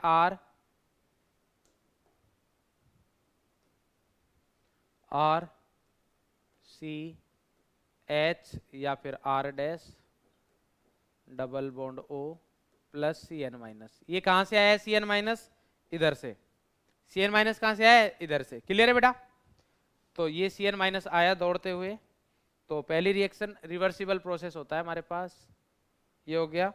तो क्या आएगा हमारे पास? R। कोई भी रिएक्शन हो, न्यूक्लियोफिलिक एडिशन रिएक्शन, सब रिवर्सिबल है, तो आपको ऐसा सोचने की जरूरत ही नहीं है कि किस में डबल एरो आएंगे किस में सिंगल आएंगे। तो इधर हमारे पास ये न्यूक्लियोफाइल है, CN माइनस वाला है, तो आपको पता है ये न्यूक्लियोफाइल है, तो कहाँ जाएगा? इसके ऊपर पार्शियल पॉजिटिव, इसके ऊपर पार्शियल नेगेटिव, तो ये तो इधर ही जाएगा। ये बॉन्ड ऐसे ब्रेक हो जाएगा फिर। क्लियर है भाई? तो इधर क्या आ गया हमारे पास C, इधर आ गया O के ऊपर नेगेटिव चार्ज, नहीं इसको वैसे ही रखेंगे हम। ये आ गया हमारे पास O के ऊपर नेगेटिव, और इधर जो ऐड हुआ है कौन से कलर का, पिंक कलर का यू ऐड हुआ है, तो ये आ गया हमारे पास Cn। अब नेक्स्ट वाले स्टेप में क्या आएगा हमारे पास, H प्लस ऐड हो जाएगा। क्या हो जाएगा बेटा, H प्लस। तो इधर हम H प्लस ऐड कर देंगे, तो ये आ गया हमारे पास H प्लस। तो जैसे हम H प्लस ऐड करेंगे तो क्या बन जाएगा, R, ये आ गया C, R, H या फिर R डैश, और इधर आ गया हमारे पास O, बस। अब जो जो आया है ये इधर H लगा है, इधर Cn लगा है। क्लियर है भाई? साइनोहाइड्रिन। क्या हो जाएगा बेटा हमारे पास, प्रोडक्ट क्या हो जाएगा, साइनोहाइड्रिन।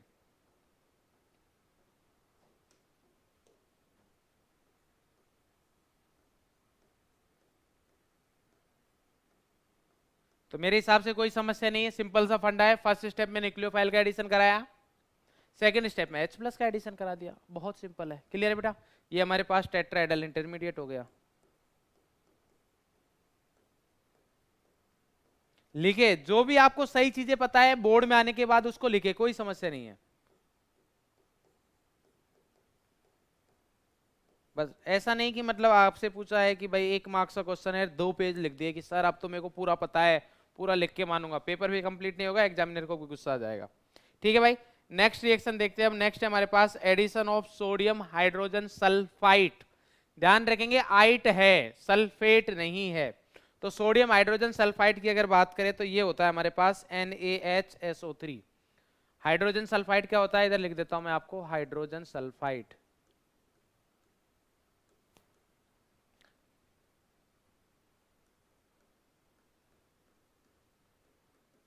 तो हाइड्रोजन सल्फाइड क्या होता है, H हाइड्रोजन SO3 माइनस, ये होता है हाइड्रोजन सल्फाइड।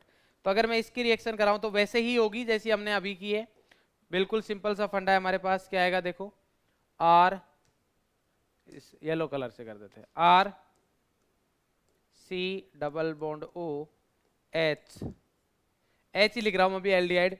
ओनली एल्डिहाइड क्यों लिखा है ये भी बताऊंगा मैं आपको।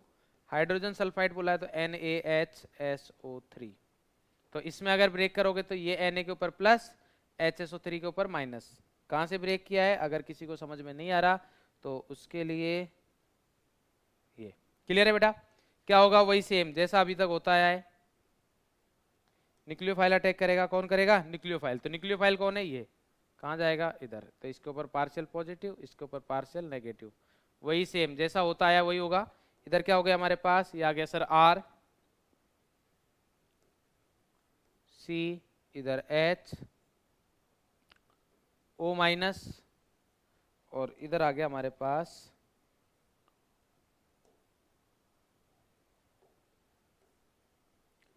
SO3H। क्लियर है? अब देखो SO3H है, ये है हमारे पास एसिडिक हाइड्रोजन, और वो भी बहुत अच्छा एसिडिक हाइड्रोजन है। इधर है हमारे पास O माइनस, तो भैया ऐसा तो काम नहीं चलेगा, क्योंकि O माइनस के पास इधर तो नहीं रह पाएगा, ये बात समझ में आ रही है? तो इसके लिए क्या होगा हमारे पास, इधर प्रोटॉन ट्रांसफर। क्या होगा बेटा, प्रोटॉन ट्रांसफर। तो इधर हो जाएगा हमारे पास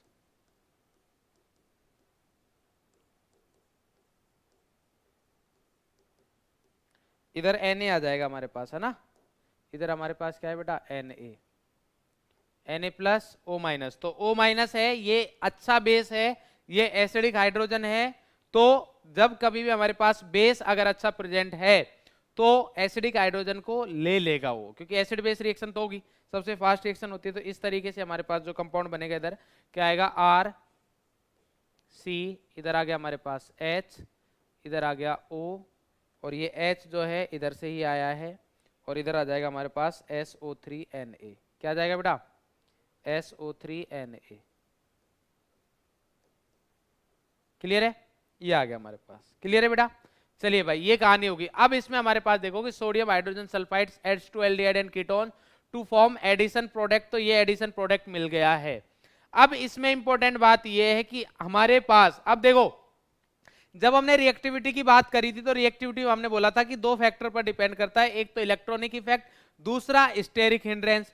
तो स्टेरिक हिंड्रेंस की बात भैया ऐसी है कि इस बार हमारा जो न्यूक्लियोफाइल है वो तगड़ा है। न्यूक्लियोफाइल कैसा है? तगड़ा है। कैसे है तगड़ा? देखो SO3 माइनस की अगर स्ट्रक्चर बनाओगे तो S डबल बॉन्ड O, और क्या है हमारे पास? इधर आ गया O माइनस और इधर है OH। ये है हमारे पास H SO3 माइनस, अगर Na भी लिखना चाहो तो ये है Na। तो ये तो खुद बहुत बड़ा न्यूक्लियोफाइल है, ये तो खुद बड़ा न्यूक्लियोफाइल है। तो जब इधर अटैक करने जाएगा तो भैया इधर कम से कम भीड़ होनी चाहिए। और वो कम से कम भीड़ कहाँ होती है? वो कम से कम भीड़ होती है हमारे पास जब एल्डिहाइड होता है। मतलब अगर आप कीटोन्स के लिए बात करोगे ना इस रिएक्शन की, तो कीटोन्स के लिए ये रिएक्शन फेवरेबल नहीं होती है। मतलब इक्विलिब्रियम जो होता है, क्योंकि रिवर्सिबल रिएक्शन हो रही है तो इक्विलिब्रियम की बात करेंगे, तो वो बैकवर्ड डायरेक्शन में होता है। किसके लिए? मोस्टली कीटोन्स के लिए। ओनली मिथाइल कीटोन रिएक्ट करते हैं। क्या करते हैं? मिथाइल कीटोन ही रिएक्ट करते हैं जिनमें मिथाइल ग्रुप होता है, CH3 ग्रुप। ठीक है, उनसे अगर बड़ा कोई हमारे पास कीटोन्स आते हैं तो वो रिएक्ट नहीं करते। रिएक्ट नहीं करते का मतलब ये है कि मोस्टली हमारे पास इसी फॉर्म में पड़े रहते हैं। तो इधर बात देखो क्या लिखा हुआ है, द पोजिशन ऑफ इक्विलिब्रियम। ये भी एनसीईआरटी की लाइन है जो कि सभी एग्जाम्स में पूछी जा चुकी है। तो जब अगर आप ये बोर्ड में लिख दोगे अंडरलाइन करके, तो भाई साहब एग्जामिनर इतना खुश हो जाएगा कि मतलब समझो मत आप। आगे का क्वेश्चन चेक किए बगैर देखेगा क्वेश्चन नंबर इतना, चलो भाई इसके क्वेश्चन के पूरे मार्क्स देते हैं। बस अच्छे से लिखते जाओ चीजों को। The position of equilibrium lies largely to the right hand side for most aldehyde. Aldehyde के लिए किधर है? Right hand side. एल्डिहाइड के लिए किधर है बेटा? राइट हैंड साइड में रहेगा। Equilibrium lies largely to the right hand side for the aldehyde. Right hand side का मतलब समझते हो? राइट हैंड साइड का मतलब हो गया प्रोडक्ट, प्रोडक्ट साइड। समझ में आ गया भाई? ठीक है sir. And to left for most ketones due to steric reason. Reason भी लिख रखा है, स्टेरिक रीजन। लेफ्ट का मतलब क्या हो गया बेटा? लेफ्ट का मतलब हो गया रिएक्टेंट। मतलब एल्डिहाइड्स के लिए प्रोडक्ट बनेगा अच्छे खासे क्वांटिटी में, बट जब कीटोन्स की बारी आएगी तो मोस्टली हमारे पास रिएक्टेंट ही रहेगा, प्रोडक्ट बहुत कम बनेगा। This reaction is use for separation and purification of aldehyde. ये रिएक्शन जो है सेपरेशन एंड प्योरिफिकेशन के लिए यूज की जाती है एल्डिहाइड का कीटोन से। ठीक है, कैसे यूज की जाती है उसके बारे में अगर अपन बात करें तो वह ऐसे यूज की जाती है बेटा कि हमारे पास, मेरे को लगा नोट था, ठीक है कोई दिक्कत नहीं, मैं बता देता हूं कि हमारे पास जो ये रिएक्शन है, तो ये जो प्रोडक्ट बनाए हैं, अगर अब जैसे मान लो कि हमारे पास स्टार्टिंग में क्या है, देखो अब ये जो पॉइंट लिखा हुआ है तो इसके बारे में बात करें कि हमारे पास एक मिक्सचर है जिसमें क्या है? एल्डिहाइड है और कीटोन है। क्या है भैया? एल्डिहाइड है प्लस कीटोन है। एल्डिहाइड और कीटोन है। अब एल्डिहाइड और कीटोन की अगर अपन बात करें तो इन दोनों की रिएक्शन कराई मैंने किसके साथ? NaHSO3 के साथ। समझा रहा हूं मैं आपको ये, ठीक है? NaHSO3 के साथ रिएक्शन कराई तो हमारे पास मोस्टली जो रिएक्शन होगी वो किसकी होगी? इधर एल्डिहाइड प्रोडक्ट ही बनेगा। मोस्टली कौन सा बनेगा? एल्डिहाइड प्रोडक्ट, क्योंकि ज्यादा रिएक्टिव तो एल्डिहाइड ही है ना हमारे पास। अब एल्डिहाइड प्रोडक्ट जो हमारे पास बना है वो रहा ये होता है वाटर सॉल्युबल। कैसा होता है बेटा? वाटर सॉल्युबल, क्योंकि आयंस है ना इधर SO3 माइनस, तो ये क्या है? Water soluble.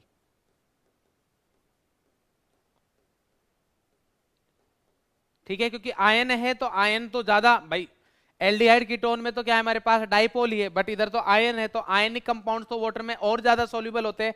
तो ये कंपाउंड वाटर में एल्डिहाइड कीटोन के कंपेयर में ज्यादा सॉल्युबल है, तो इसको हम वाटर के साथ अलग कर लेंगे। अब वाटर के साथ अलग करने के बाद में अब क्वेश्चन आता है कि सर इससे हमारे पास सेपरेट कैसे हुए? भाई सेपरेशन कैसे हुआ? ना प्योरिफिकेशन हुआ ना सेपरेशन हुआ, क्योंकि वो तो वाटर में चला गया।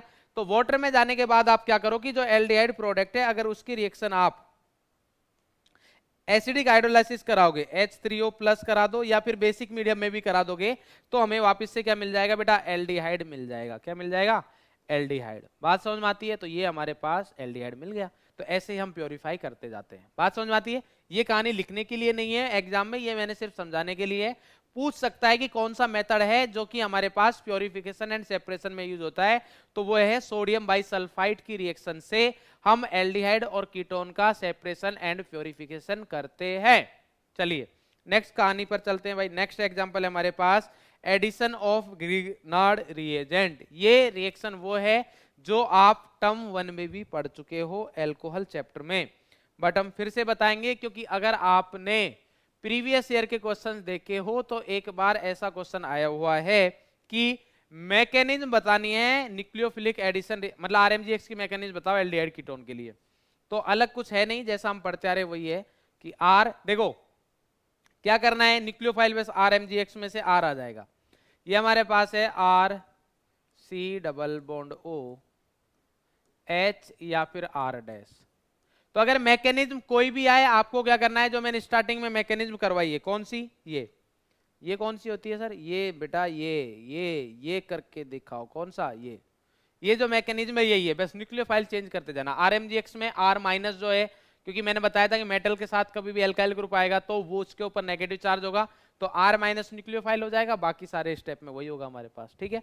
तो अगर मैं इधर बात करूं, किधर, इधर, तो आओ भाई इधर, ये हो गया R C double bond O H plus आया हमारे पास आर, क्या करें इसको, आर डबल डैश कर दे क्या, जिससे अलग दिखे, R double dash M G X, ये लिख दिया मैंने। रिएक्शन होती है हमारे पास वही सेम, एक्स मतलब हेलोजन ही है, तो इधर क्या होगा, इसके ऊपर नेगेटिव चार्ज है, इसके ऊपर प्लस चार्ज है, पार्शियल नेगेटिव पार्शियल पॉजिटिव, इधर तो आपको पता ही है पार्शियल पॉजिटिव पार्शियल नेगेटिव, तो ये बॉन्ड ऐसे रोटेट होगा, तो ये नेगेटिव वाला भाई साहब तो कहाँ जाएगा, प्लस वाले के पास, तो इधर दौड़ता हुआ गया और एक बढ़िया सा कंपाउंड बनाया आर सी, ओ के ऊपर आया नेगेटिव, तो नेगेटिव के पास प्लस वाला आ जाएगा, ओ एम जी एक्स आ गया भाई, ये नेगेटिव आएगा, नेगेटिव के पास प्लस वाला आ गया, ओ एम जी एक्स, ठीक है। इधर क्या बन गया हमारे पास, आर डबल डैश नहीं आर डैश लिखूंगा, आर डबल डैश में कौन से कलर से, व्हाइट से लिखा है तो व्हाइट से लिख देता हूँ, ये आ गया हमारे पास आर डबल डैश। उसके बाद इसको पानी पिला दो भाई, H2O लिख दो, H प्लस लिख दो, तो मैं H2O लिख देता हूँ, तो H2O से H प्लस आएगा और वो इधर ऐड हो जाएगा, तो हमारे पास क्या बन जाएगा, R C R dash O, और ये बन गया हमारे पास,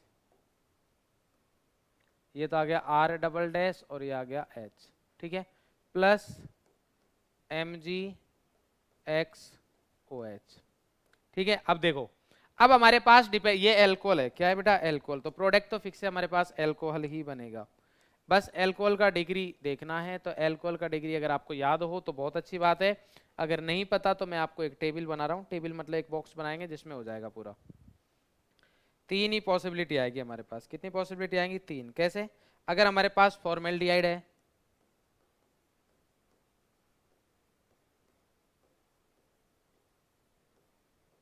अगर हमारे पास एल्डिहाइड है, सर एल्डिहाइड तो फॉर्मेल्डिहाइड भी है, हाँ तो एक्सेप्ट लिखेंगे ना भाई, accept formaldehyde,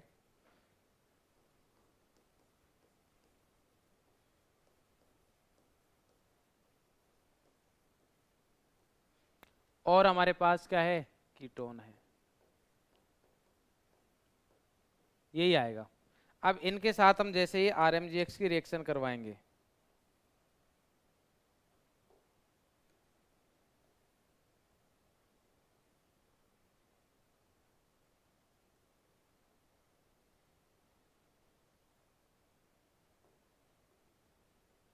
first आरएमजीएक्स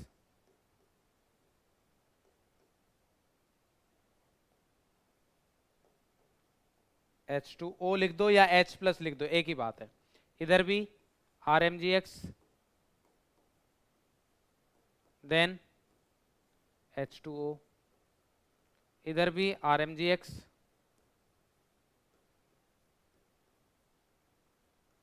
then H2O। अगर ये हमारे पास लिखा हुआ है तो आपको करना क्या है, करना कुछ भी नहीं है, बहुत सिंपल है, अगर ये आता है तो प्राइमरी अल्कोहल बनेगा,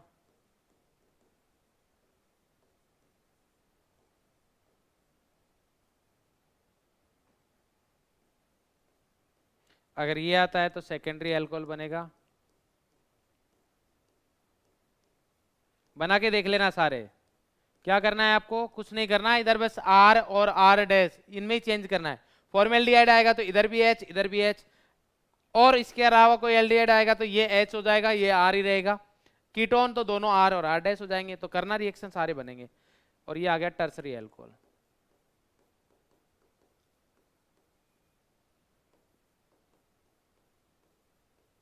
तो इधर आ जाएगा हमारे पास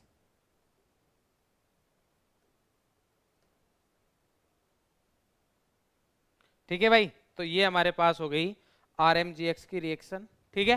तो अगर formaldehyde primary alcohol, aldehyde except formaldehyde secondary alcohol, ketones में कोई भी हो हमारे पास तो क्या मिलेगा, टर्सरी अल्कोहल। क्लियर है बेटा, ये हमारे पास रिएक्शन दे रखी है। नेक्स्ट आता है हमारे पास एडिशन ऑफ एल्कोहल। क्या है बेटा, एडिशन ऑफ एल्कोहल। तो एडिशन ऑफ एल्कोहल की अगर अपन बात करें तो इसमें हमारे पास क्या होगा, देखो भाई एडिशन ऑफ एल्कोहल में हमारे पास समझने वाली बात यह है कि जब आप एल्डिहाइड और कीटोन, एल्डिहाइड और कीटोन के साथ रिएक्शन कराओगे तो R C double bond O, R C double bond O H या फिर आर, और इसकी रिएक्शन कराई मैंने एल्डिहाइड या कीटोन है ये, इसकी रिएक्शन कराई ड्राई HCl लिया मैंने इधर, ड्राई HCl या HCl गैस लिख देता हूँ, ये क्या हो गया HCl गैस, ठीक है HCl गैस, और इधर ले लिया मैंने R-OH। तो हमारे पास इधर जो प्रोडक्ट बनेगा वो क्या बनेगा, RC।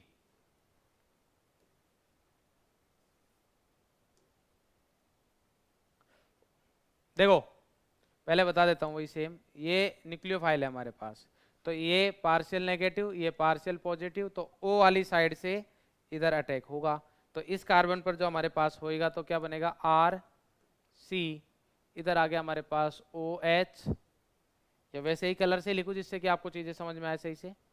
तो देखो व्हाइट कलर से, वही मतलब पुराने वाले लोग, RC, इधर आ गया हमारे पास O, ये H और R जैसा है वैसा ही रहेगा, और इधर आ जाएगा हमारे पास येलो कलर से लिखा है तो OR डैश, और इधर आ गया हमारे पास H।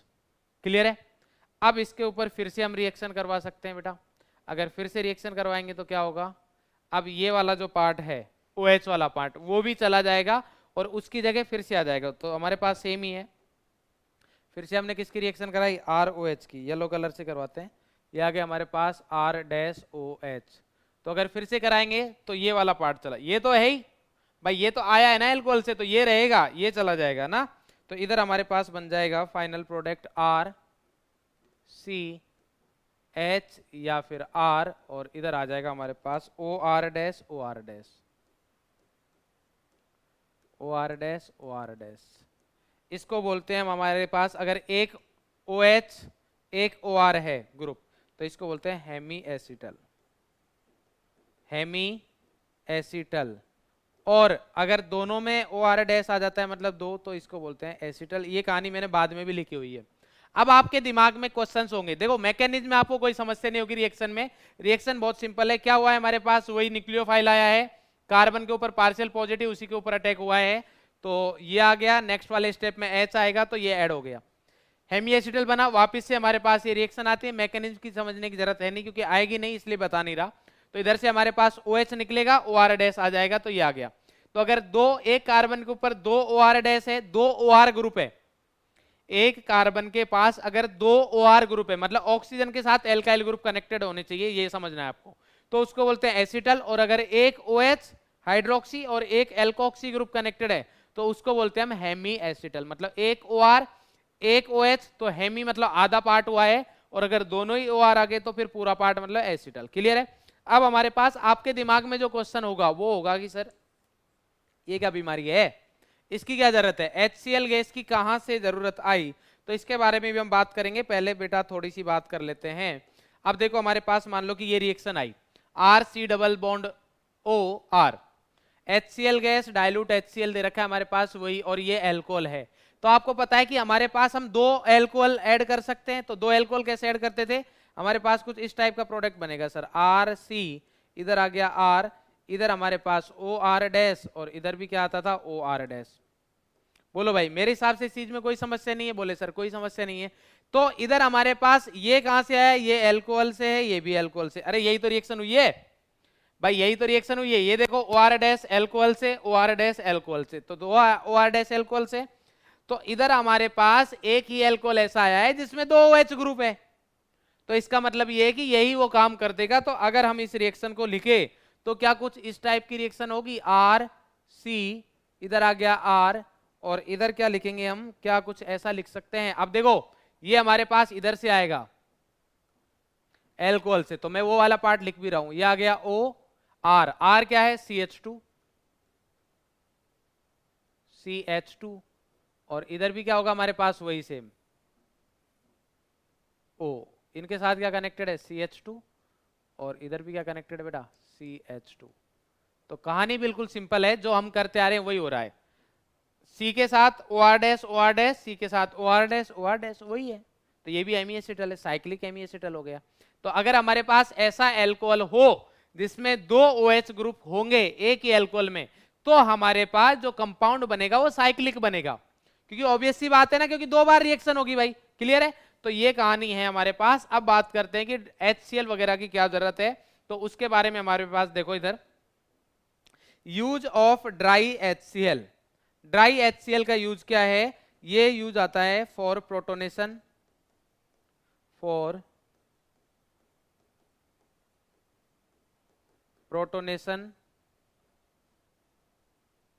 Of oxygen,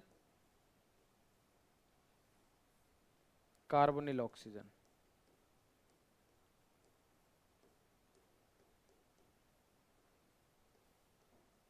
to increase electrophilicity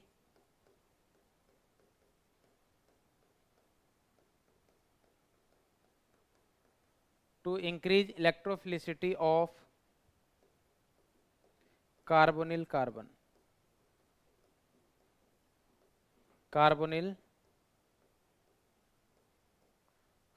बात समझ में आती है बेटा। कार्बोनिल कार्बन की इलेक्ट्रोफिलिसिटी को इंक्रीज करने के लिए हम यूज ऑफ ड्राई HCl करते हैं, क्योंकि ड्राई HCl क्या करेगा, प्रोटोनेट करेगा किसको, carbonyl, for protonation of carbonyl oxygen. Carbonyl oxygen को प्रोटोनेट करेगा, जिससे कि हमारे पास इलेक्ट्रोफिलिसिटी इंक्रीज हो जाएगी किसकी, कार्बोनिल कार्बन की। बोले सर ना ऐसे समझ में नहीं आया, तो कैसे आएगा, तो समझ में ऐसे आएगा कि देखो, अगर आपको ये बात समझ में नहीं आ रही है तो RC डबल बॉन्ड O, ये है हमारे पास H। इधर जब हम ड्राई HCl यूज कर रहे हैं, ड्राई HCl है, HCl गैस लिख देता हूं मैं, तो HCl गैस हमारे पास वीक एसिड होता है, ध्यान से समझना। मैं अगर आपको डाइल्यूट HCl बोल रहा हूं, एक्वस मीडियम में HCl स्ट्रॉन्ग एसिड होता है, बट अगर मैं HCl गैस बोल रहा हूं तो वीक एसिड है। तो अब ये क्या होगा, वीक एसिड है, इधर हमारे पास एसिड बेस रिएक्शन हो रही है, तो ये रिएक्शन होगी कुछ इस तरीके से, RC डबल बॉन्ड OH, इधर आ गया प्लस, ठीक है, ये रिएक्शन आ गई, और बाकी है हमारे पास H। अब मोर इलेक्ट्रॉन नेगेटिव पर पॉजिटिव चार्ज अनस्टेबल है, तो ये ऑक्सीजन का प्लस चार्ज हटना चाहेगा तुरंत, और ये तभी हट सकता है जब ऑक्सीजन कार्बन से इलेक्ट्रॉन ले ले, तो ये बॉन्ड ऐसे रोटेट होगा सॉरी। तो इधर हमारे पास ये बॉन्ड ऐसे रोटेट होगा, जैसे ही ये रोटेट होगा इस कार्बन के ऊपर प्लस चार्ज आने के चांसेस बढ़ जाएंगे, मतलब इलेक्ट्रोफिलिसिटी बढ़ गई। बात समझ में आई। तो इस तरीके से ये इलेक्ट्रोफिलिसिटी इंक्रीज कर रहा है। बोले सर ये कहानी समझ में आ गई है, बट एक क्वेश्चन है, बाकी के केस में हमने ऐसा क्यों नहीं किया, इधर ही क्यों किया है। तो इधर इसलिए किया है क्योंकि बेटा इधर न्यूक्लियोफाइल वीक है, बेटा थोड़ा गरीब है। गरीब कैसे है, क्योंकि इधर नेगेटिव चार्ज नहीं है इसके ऊपर, बाकी के जो न्यूक्लियोफाइल थे उनके ऊपर नेगेटिव चार्ज था पहले से। जैसे इधर R माइनस है तो मेटल के साथ बॉन्ड है, तो R के ऊपर काफी ज्यादा नेगेटिव है, तो R के, क्योंकि मेटल के साथ कनेक्टेड है, मेटल नॉन मेटल में मोस्टली आयोनिक बॉन्ड होता है, इसलिए इधर नेगेटिव चार्ज है, तो कोई समस्या नहीं है। इधर हमारे पास क्या था, NaHSO3, तो मेटल नॉन मेटल के बीच में Na प्लस HSO3 माइनस, फिर से नेगेटिव चार्ज है। HCN में भी अगर आपको याद हो तो इधर लिखा था H प्लस और Cn माइनस, तो सब जगह हमारे पास न्यूक्लियोफाइल स्ट्रॉन्ग था।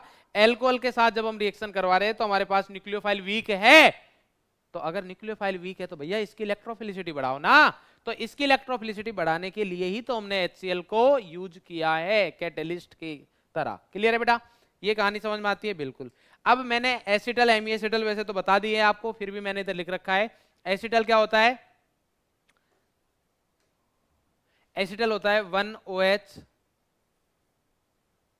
1OH and 1OR group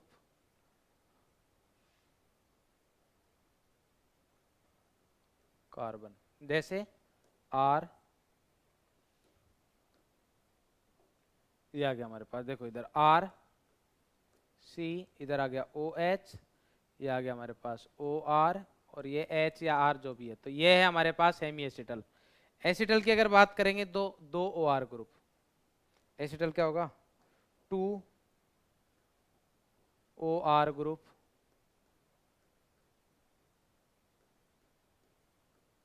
at same carbon, same carbon पर 2 OR ग्रुप, जैसे ये आ गया हमारे पास R C, इधर आ गया OR, इधर भी आ गया हमारे पास OR, और ये आ गया H या फिर R जो भी है। क्लियर है? तो ये है हमारे पास एसिटल, एक कार्बन के ऊपर OR OR, एक कार्बन पर एक OH एक OR, तो हेमी एसिटल। क्लियर है बेटा? बात समझ में आती है? अब acetals and ketals are hydrolysed with aqueous mineral acid, तो इसको हम एक्वस मिनरल एसिड के साथ रिएक्शन करते हैं to yield corresponding aldehyde and ketones respectively. तो फिर से हमारे पास एल्डिहाइड और कीटोन फिर से मिल जाएगा, मतलब जो हमारे पास हेमी एसिटल बन रहा है ना, हेमी एसिटल या एसिटल जो भी बन रहा है हमारे पास ये है, तो अगर मैं इसकी रिएक्शन वापस से, देखो रिवर्सिबल रिएक्शन है ना, तो अगर एसिडिक हाइड्रोलाइसिस करूंगा तो वापस इधर पहुंच जाएंगे, रिवर्सिबल है पूरी रिएक्शन। क्लियर है बेटा? चलिए, तो इस तरीके से हमारे पास न्यूक्लियोफिलिक एडिशन रिएक्शंस खत्म होती है। अब आता है हमारे पास नेक्स्ट टाइप की रिएक्शन, वो भी न्यूक्लियोफिलिक एडिशन ही है स्टार्टिंग में, बट बाद में फिर से एलिमिनेशन हो रहा है। तो ये रिएक्शन है हमारे पास, क्या दे रखा है, some important examples of nucleophilic addition elimination reaction. तो पहला क्वेश्चन तो यहीं पर बनता है कि सर हमें कैसे पता चलेगा कि कौन सी रिएक्शन न्यूक्लियोफिलिक एडिशन रिएक्शन है और कौन सी reaction nucleophilic addition elimination reaction है। बिल्कुल जायज क्वेश्चन है। तो उसके लिए हमारे पास देखो, समझो आप इधर, ये हमारे पास C double bond O, aldehyde या कीटोन है, ये कार्बन एल्डिहाइड होगा, ये तो यह क्या होगा कीटोन।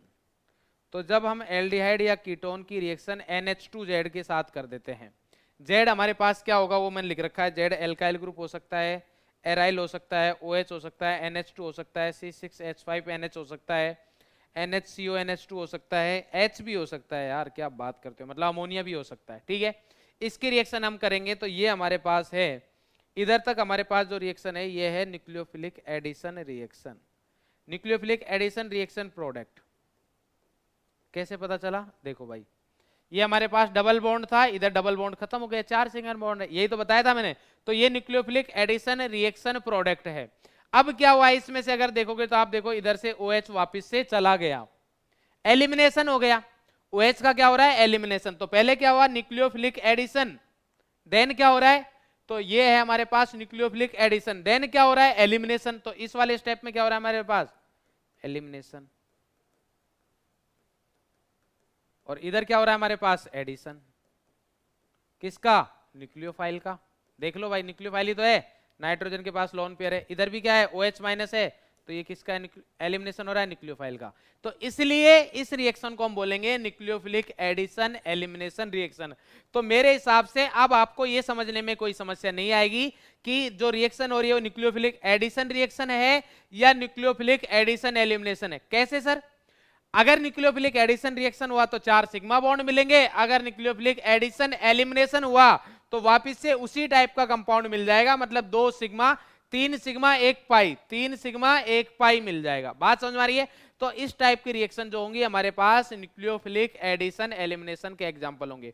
कहानी बिल्कुल सिंपल है, करना कुछ नहीं है आपको। अगर मैं इसके आपको शॉर्ट ट्रिक बताऊं तो ये करना है, RC डबल बॉन्ड OH, और आपको मिलेगा इधर NH2Z जैसा कुछ। ये तो आपको करना क्या है, डायरेक्टली अगर ऐसा मिल जाए, अमोनिया नाइट्रोजन के साथ H2 और फिर Z मिल रहा है, Z कुछ भी हो, कुछ भी मतलब कुछ भी हो, आपको कोई समस्या नहीं है।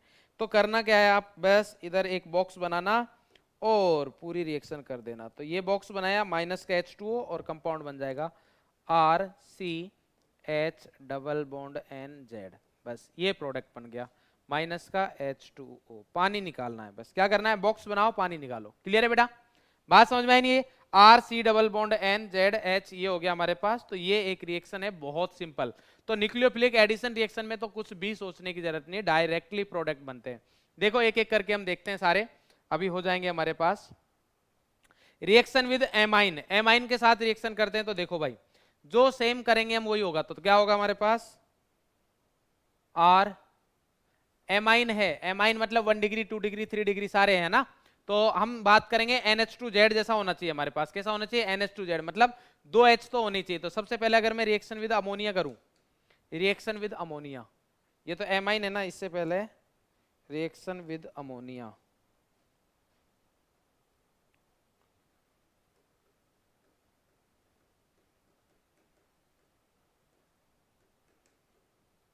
रिएक्शन विद NH3, देखते हैं NH बनता है नहीं बनता। बन तो गया यार, मुबारक हो, 3 तो बना ही दूंगा मैं। तो इसको इधर उठा के लाओ, रिएक्शन विद NH3, ठीक है भाई। तो देखो क्या होगा, R C double bond O, इधर आया हमारे पास H, अमोनिया को भी उसी तरीके से लिखेंगे। ये आ गया हमारे पास N, इधर चाहिए में 2 H, इधर H, ठीक है। रिएक्शन करें डायरेक्टली, आपको तो यही करना है। बॉक्स बनाओ, H2 एलिमिनेट करो। तो ये बॉक्स बनाओ, H2 एलिमिनेट करो। तो ये हमने बॉक्स बनाया, H2 निकला।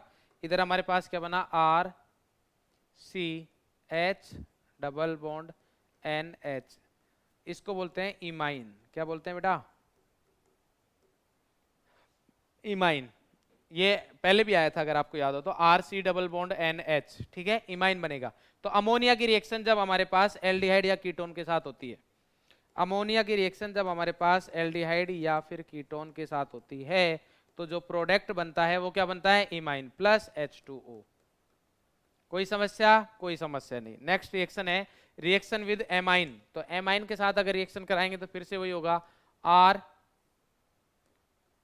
C double bond O H, या फिर R, एल्डिहाइड हो या कीटोन हो। इधर भी मैंने दोनों लिए क्या, नहीं, ये लिख दो R, एल्डिहाइड या कीटोन, ठीक है। इसकी रिएक्शन एमाइन के साथ करा रहे हैं तो मैं 1 डिग्री एमाइन के साथ करा रहा हूं, क्योंकि 2 डिग्री एमाइन वगैरह के साथ फिर अलग प्रोडक्ट बनेंगे। ओनली 1 डिग्री के साथ, इधर क्या लिख देता हूं मैं, 1 डिग्री, क्योंकि 2 डिग्री के साथ अलग प्रोडक्ट बनेगा, ठीक है। तो इधर जब हम रिएक्शन कराएंगे तो क्या होगा, 2 डिग्री का मैं करवाऊंगा नहीं क्योंकि अपने नहीं है, इनेमाइन बनता है, वो है नहीं अपने सिलेबस में, बोर्ड के में अभी उतने ज्यादा डिटेल में जाने का मतलब है नहीं, क्योंकि ओनली बोर्ड का ही पढ़ रहे हैं। H2N, और इधर क्या आ जाएगा R, क्योंकि RNH2 को तो 1 डिग्री एमाइन बोलते हैं। ये क्या है हमारे पास, 1 डिग्री एमाइन। इसकी रिएक्शन कराएंगे, कहानी बिल्कुल सिंपल है, वही क्या करना है, H2 एलिमिनेट करो। ये क्या होगा इसको, हाँ भाई, क्या करेंगे, H2O को एलिमिनेट कर देंगे। तो H2O को एलिमिनेट करेंगे, बॉक्स बनाओ, H2O निकालो। ये हमारे पास H2O निकला। तो क्या बन जाएगा, R C H या फिर R, इधर आया डबल बॉन्ड N, और फिर क्या बन जाएगा बेटा, R। क्लियर है। इसको हम बोलते हैं सिफ बेस। क्या बोलते हैं, सिफ बेस। स्पेलिंग गलत है इसमें ना, सिफ बेस ये होती है स्पेलिंग, सिफ बेस बनेगा, ठीक है बेटा। तो इधर भी इसको स्पेलिंग को ठीक करें क्या, हम कर ही देते हैं सर, अब भी क्या याद रखोगे।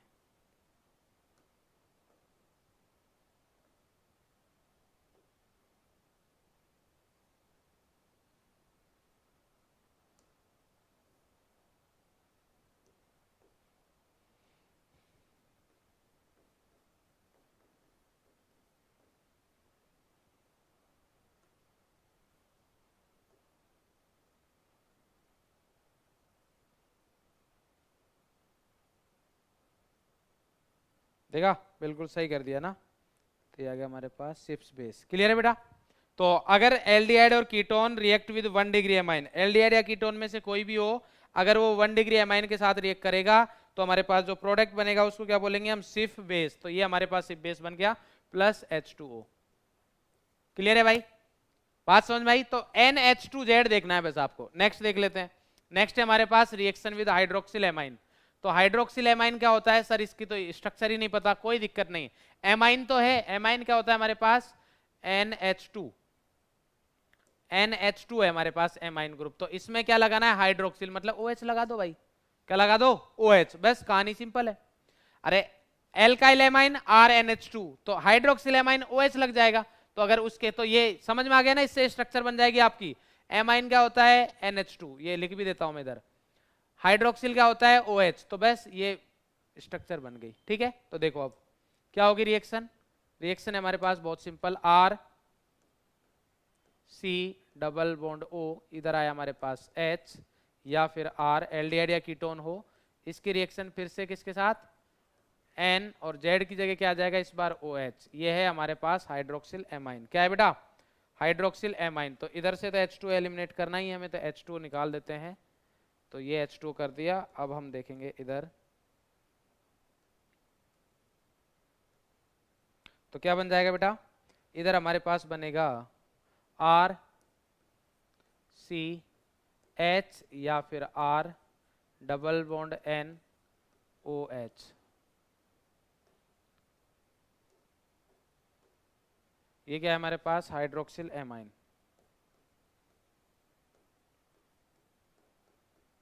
हाइड्रोक्सिल एमाइन, और इसकी रिएक्शन किसके साथ हो रही है, एल्डिहाइड या फिर कीटोन के साथ। और C डबल बॉन्ड NOH को बोलते हैं हम ऑक्जाइम। क्या बोलते हैं बेटा, ऑक्जाइम। तो प्रोडक्ट क्या बनेगा, ऑक्जाइम प्लस H2O। तो ये बहुत इंपॉर्टेंट है ऑक्जाइम वाला। ठीक है बेटा, बात समझ में आ गई। क्या करना है, हाइड्रोक्सिल एमाइन के साथ प्रोडक्ट क्या बनेगा, ऑक्जाइम। क्लियर है, OH वही करना है, H2O निकालो, बस प्रोडक्ट बन जाएगा। ठीक है, नेक्स्ट देखते हैं बेटा। नेक्स्ट हमारे पास रिएक्शन विद हाइड्रेजीन। हाइड्रेजीन क्या होता है, हाइड्रेजीन अगर आपको याद हो तो NH2 को बोलते हैं, ये आपने पढ़ा है, NH2 15th ग्रुप में भी पढ़ा होगा। NH2 को क्या बोलते हैं, हाइड्रेजीन। तो कुछ अलग नहीं है, NH2 बस Z की जगह क्या आ गया, फिर से NH2 आ गया। तो इधर क्या आएगा हमारे पास, RC डबल बॉन्ड O, इधर आया हमारे पास H प्लस H2N, देन क्या आ गया हमारे पास NH2, वही सेम।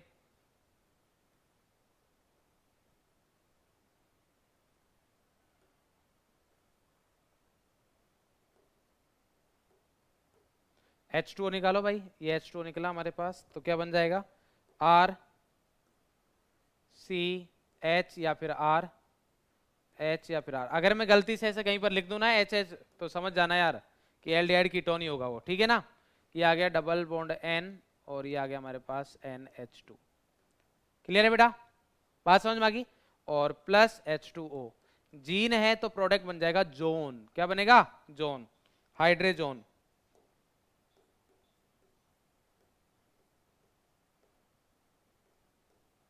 हाइड्रेजोन, ये क्या है हमारे पास, हाइड्रेजीन। एक एक करके करा रहा हूं, एनसीईआरटी में आपने देखा होगा तो टेबल दे रखा है, बट मैं एक एक करके करा रहा हूं जिससे कि आपकी भी प्रैक्टिस हो। तो साथ के साथ प्रोडक्ट बनाते हुए चलो, बस आपको नेम याद करने, बाकी प्रोडक्ट बनाने में तो मेरे हिसाब से किसी भी प्रकार की किसी को कोई भी समस्या नहीं होनी चाहिए। एल्डिहाइड या फिर कीटोन, तो एल्डिहाइड या कीटोन की रिएक्शन अगर हम हाइड्रोजीन के साथ कराते हैं तो हमारे पास जोन बनेगा। क्या बनेगा, जोन। नेक्स्ट है हमारे पास फिनाइल हाइड्रोजीन। बोले सर हाइड्रोजीन तो पता था, फिनाइल हाइड्रोजीन बहुत सिंपल है। पहले हाइड्रोजीन देखो, हाइड्रोजीन क्या होता है सर, हाइड्रोजीन तो आपने बताया NH2 होता है, और हमें भी पता है। तो ठीक है, फिनाइल लगा दो इसमें, एक H को हटा के क्या लगा दो, फिनाइल। तो ये बन गया हमारे पास फिनाइल हाइड्रोजन। ये लो भाई, देखो कितना सिंपल है। ठीक है सर, तो अब रिएक्शन कराए, बिल्कुल हम करवाएंगे सर इस बार। तो देखो sir, R C double bond O, इधर आ गया H या फिर R, और इसके साथ जब रिएक्शन कराएंगे सर, दो नाइट्रोजन किसमें से, तो सर H इसके पास है तो दो इसी के साथ जाएगा H2O। तो ये आ गया हमारे पास H2N, और इधर आ गया NH। इसको सर पीएच लिख रहा हूं मैं, लिख दो भाई, मर्जी है तुम्हारी, जैसा तुम लिखोगे हम तो वैसा ही करेंगे। तो ये आ गया H2O गया,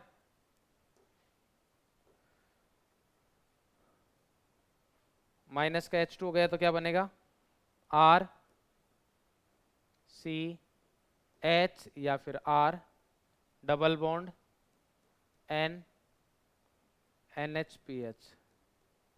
तो सर उसका नेम जोन था तो इसका भी जोन ही रहेगा क्या? हाँ सेम, फिनाइल हाइड्रोजोन। क्या हो जाएगा? Phenyl hydrazone.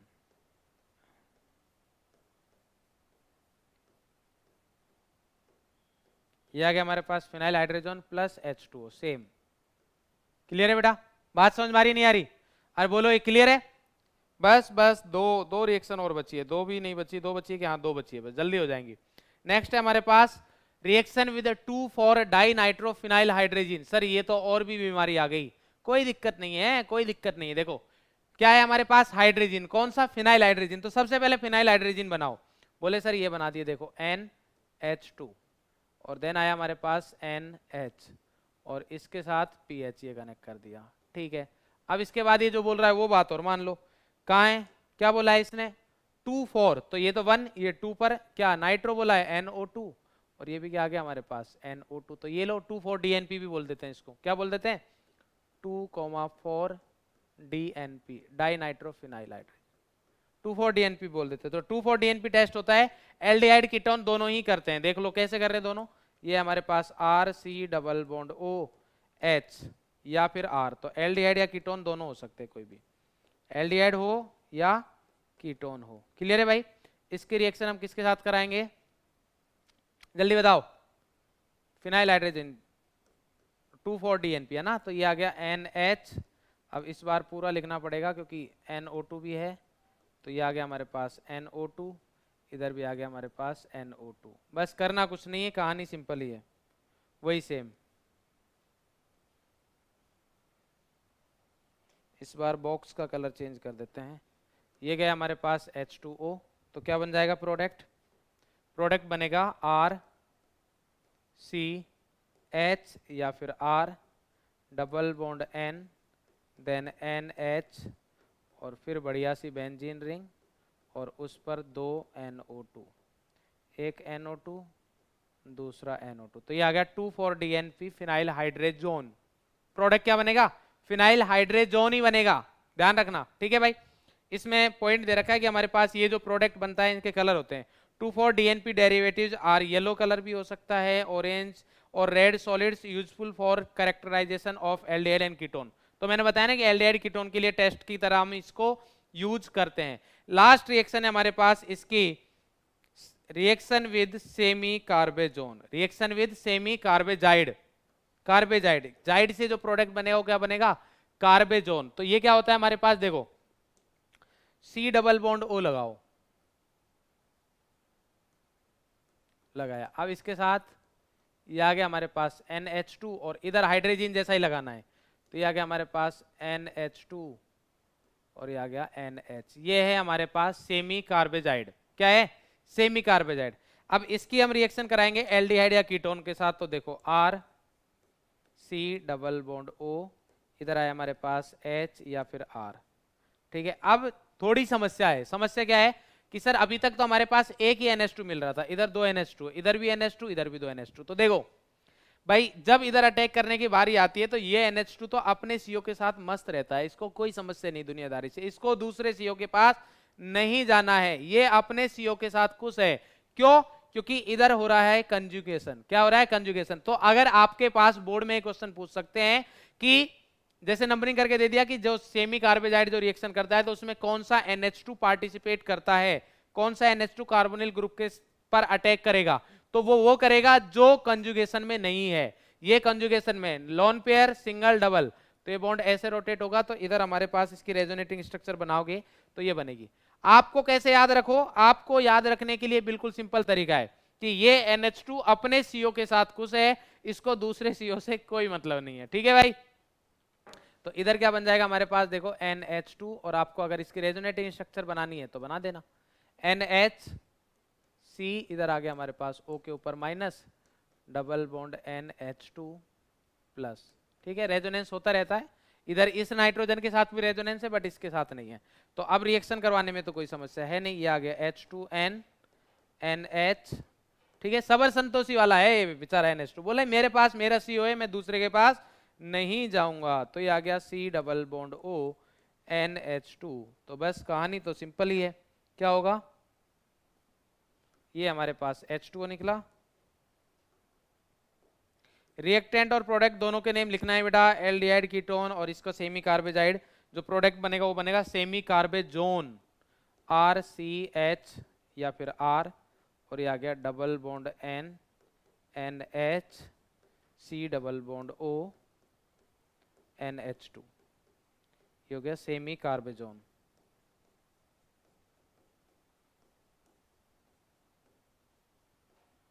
ठीक है, ये क्या है, सेमी कार्बेजाइड, ये एल्डिहाइड कीटोन। ठीक है बेटा, तो इतना ही है इस वाले में। नेक्स्ट वाली क्लास में हम स्टार्ट करेंगे रिडक्शन ऑक्सीडेशन, जिसमें मेन रिएक्शंस आने वाली है। नेक्स्ट क्लास में आपकी मेन रिएक्शंस आ जाएंगी, कौन सी, एल्डिहाइड कीटोन की आ जाएगी। एल्डिहाइड कीटोन की कौन सी, कैनिजारो, हेलोफोम और एल्डोल, सारी रिएक्शंस आ जाएंगी। उसके अलावा रिडक्शन कौन कौन सा, जो दोनों नेम रिएक्शन है हमारे पास, वोल्फ किस्नर भी और क्लीमेंसन रिडक्शन भी, सब आ जाएंगे बेटा। ठीक है, एल्डिहाइड का ऑक्सीडेशन, और उसके अलावा दो बहुत ज्यादा इंपॉर्टेंट है एल्डिहाइड का टेस्ट एंड कीटोन्स के लिए जो टेस्ट होते हैं, कौन कौन सा, टोलन और फेलिंग। मतलब लास्ट जो इससे नेक्स्ट लेक्चर है, लास्ट नहीं नेक्स्ट लेक्चर बहुत बहुत ज्यादा इंपॉर्टेंट होने वाला है। देखो ऑर्गेनिक केमिस्ट्री का ये चैप्टर बहुत ज्यादा इंपॉर्टेंट है यार, किसी भी पॉइंट ऑफ व्यू से देख लेना, चाहे आप बोर्ड के पॉइंट ऑफ व्यू से देख लो, चाहे आप मेंस के पॉइंट ऑफ व्यू से देख लो, नीट के पॉइंट ऑफ व्यू से देख लो, एडवांस के पॉइंट ऑफ व्यू से देख लो, स्टेट के कोई भी कॉम्पिटिटिव एग्जाम के पॉइंट ऑफ व्यू से देख लो, बहुत ज्यादा इंपॉर्टेंट है, क्योंकि बहुत इंपॉर्टेंट रिएक्शंस है बेटा। ठीक है, तो आज की क्लास में हम बेटा इतना ही पढ़ेंगे, नेक्स्ट क्लास में हम इससे आगे का स्टार्ट करेंगे। तो आई होप आपको सारी चीजें अच्छे से क्लियर हो गई होंगी। फिर से वही बता रहा हूं, सारे नोट्स क्लास में साथ के साथ बनाते हुए चलोगे, अच्छा है। जो स्क्रीनशॉट वाली बीमारी है बेटा वो निकाल देना, मैं बता रहा हूं, अगर स्क्रीनशॉट वाली बीमारी रखोगे तो चीजें ठीक नहीं होनी है। आपको लगेगा कि हाँ ठीक है सर पढ़ा रहे हैं, मेरे को समझ में आ रहा है, सारी चीजें सही हो रही है, बट वो सारी चीजें सही नहीं होती है, क्योंकि एग्जाम में कुछ ना कुछ कंफ्यूजन आ जाता है। वो कंफ्यूजन अगर आप घर पे बैठ के सही कर लोगे तो अच्छा है। वो कैसे होगा, क्योंकि आप घर पे प्रैक्टिस करो एक बार लिख के, तो जब घर पे एक बार प्रैक्टिस करोगे कि यार ये वाला नाइट्रोजन के H क्यों गए, इसके क्यों नहीं गए, ये इस टाइम क्लिक करेगा जब आप लिखना स्टार्ट करोगे। जब तक आप नहीं लिखोगे तब तक वो चीज स्ट्राइक नहीं करेगी। ठीक है बेटा, तो ये चीज ध्यान से समझेंगे। तो ऑल द वेरी बेस्ट, अच्छे से पढ़ते रहे, मुस्कुराते रहे, स्वस्थ रहे, थैंक यू।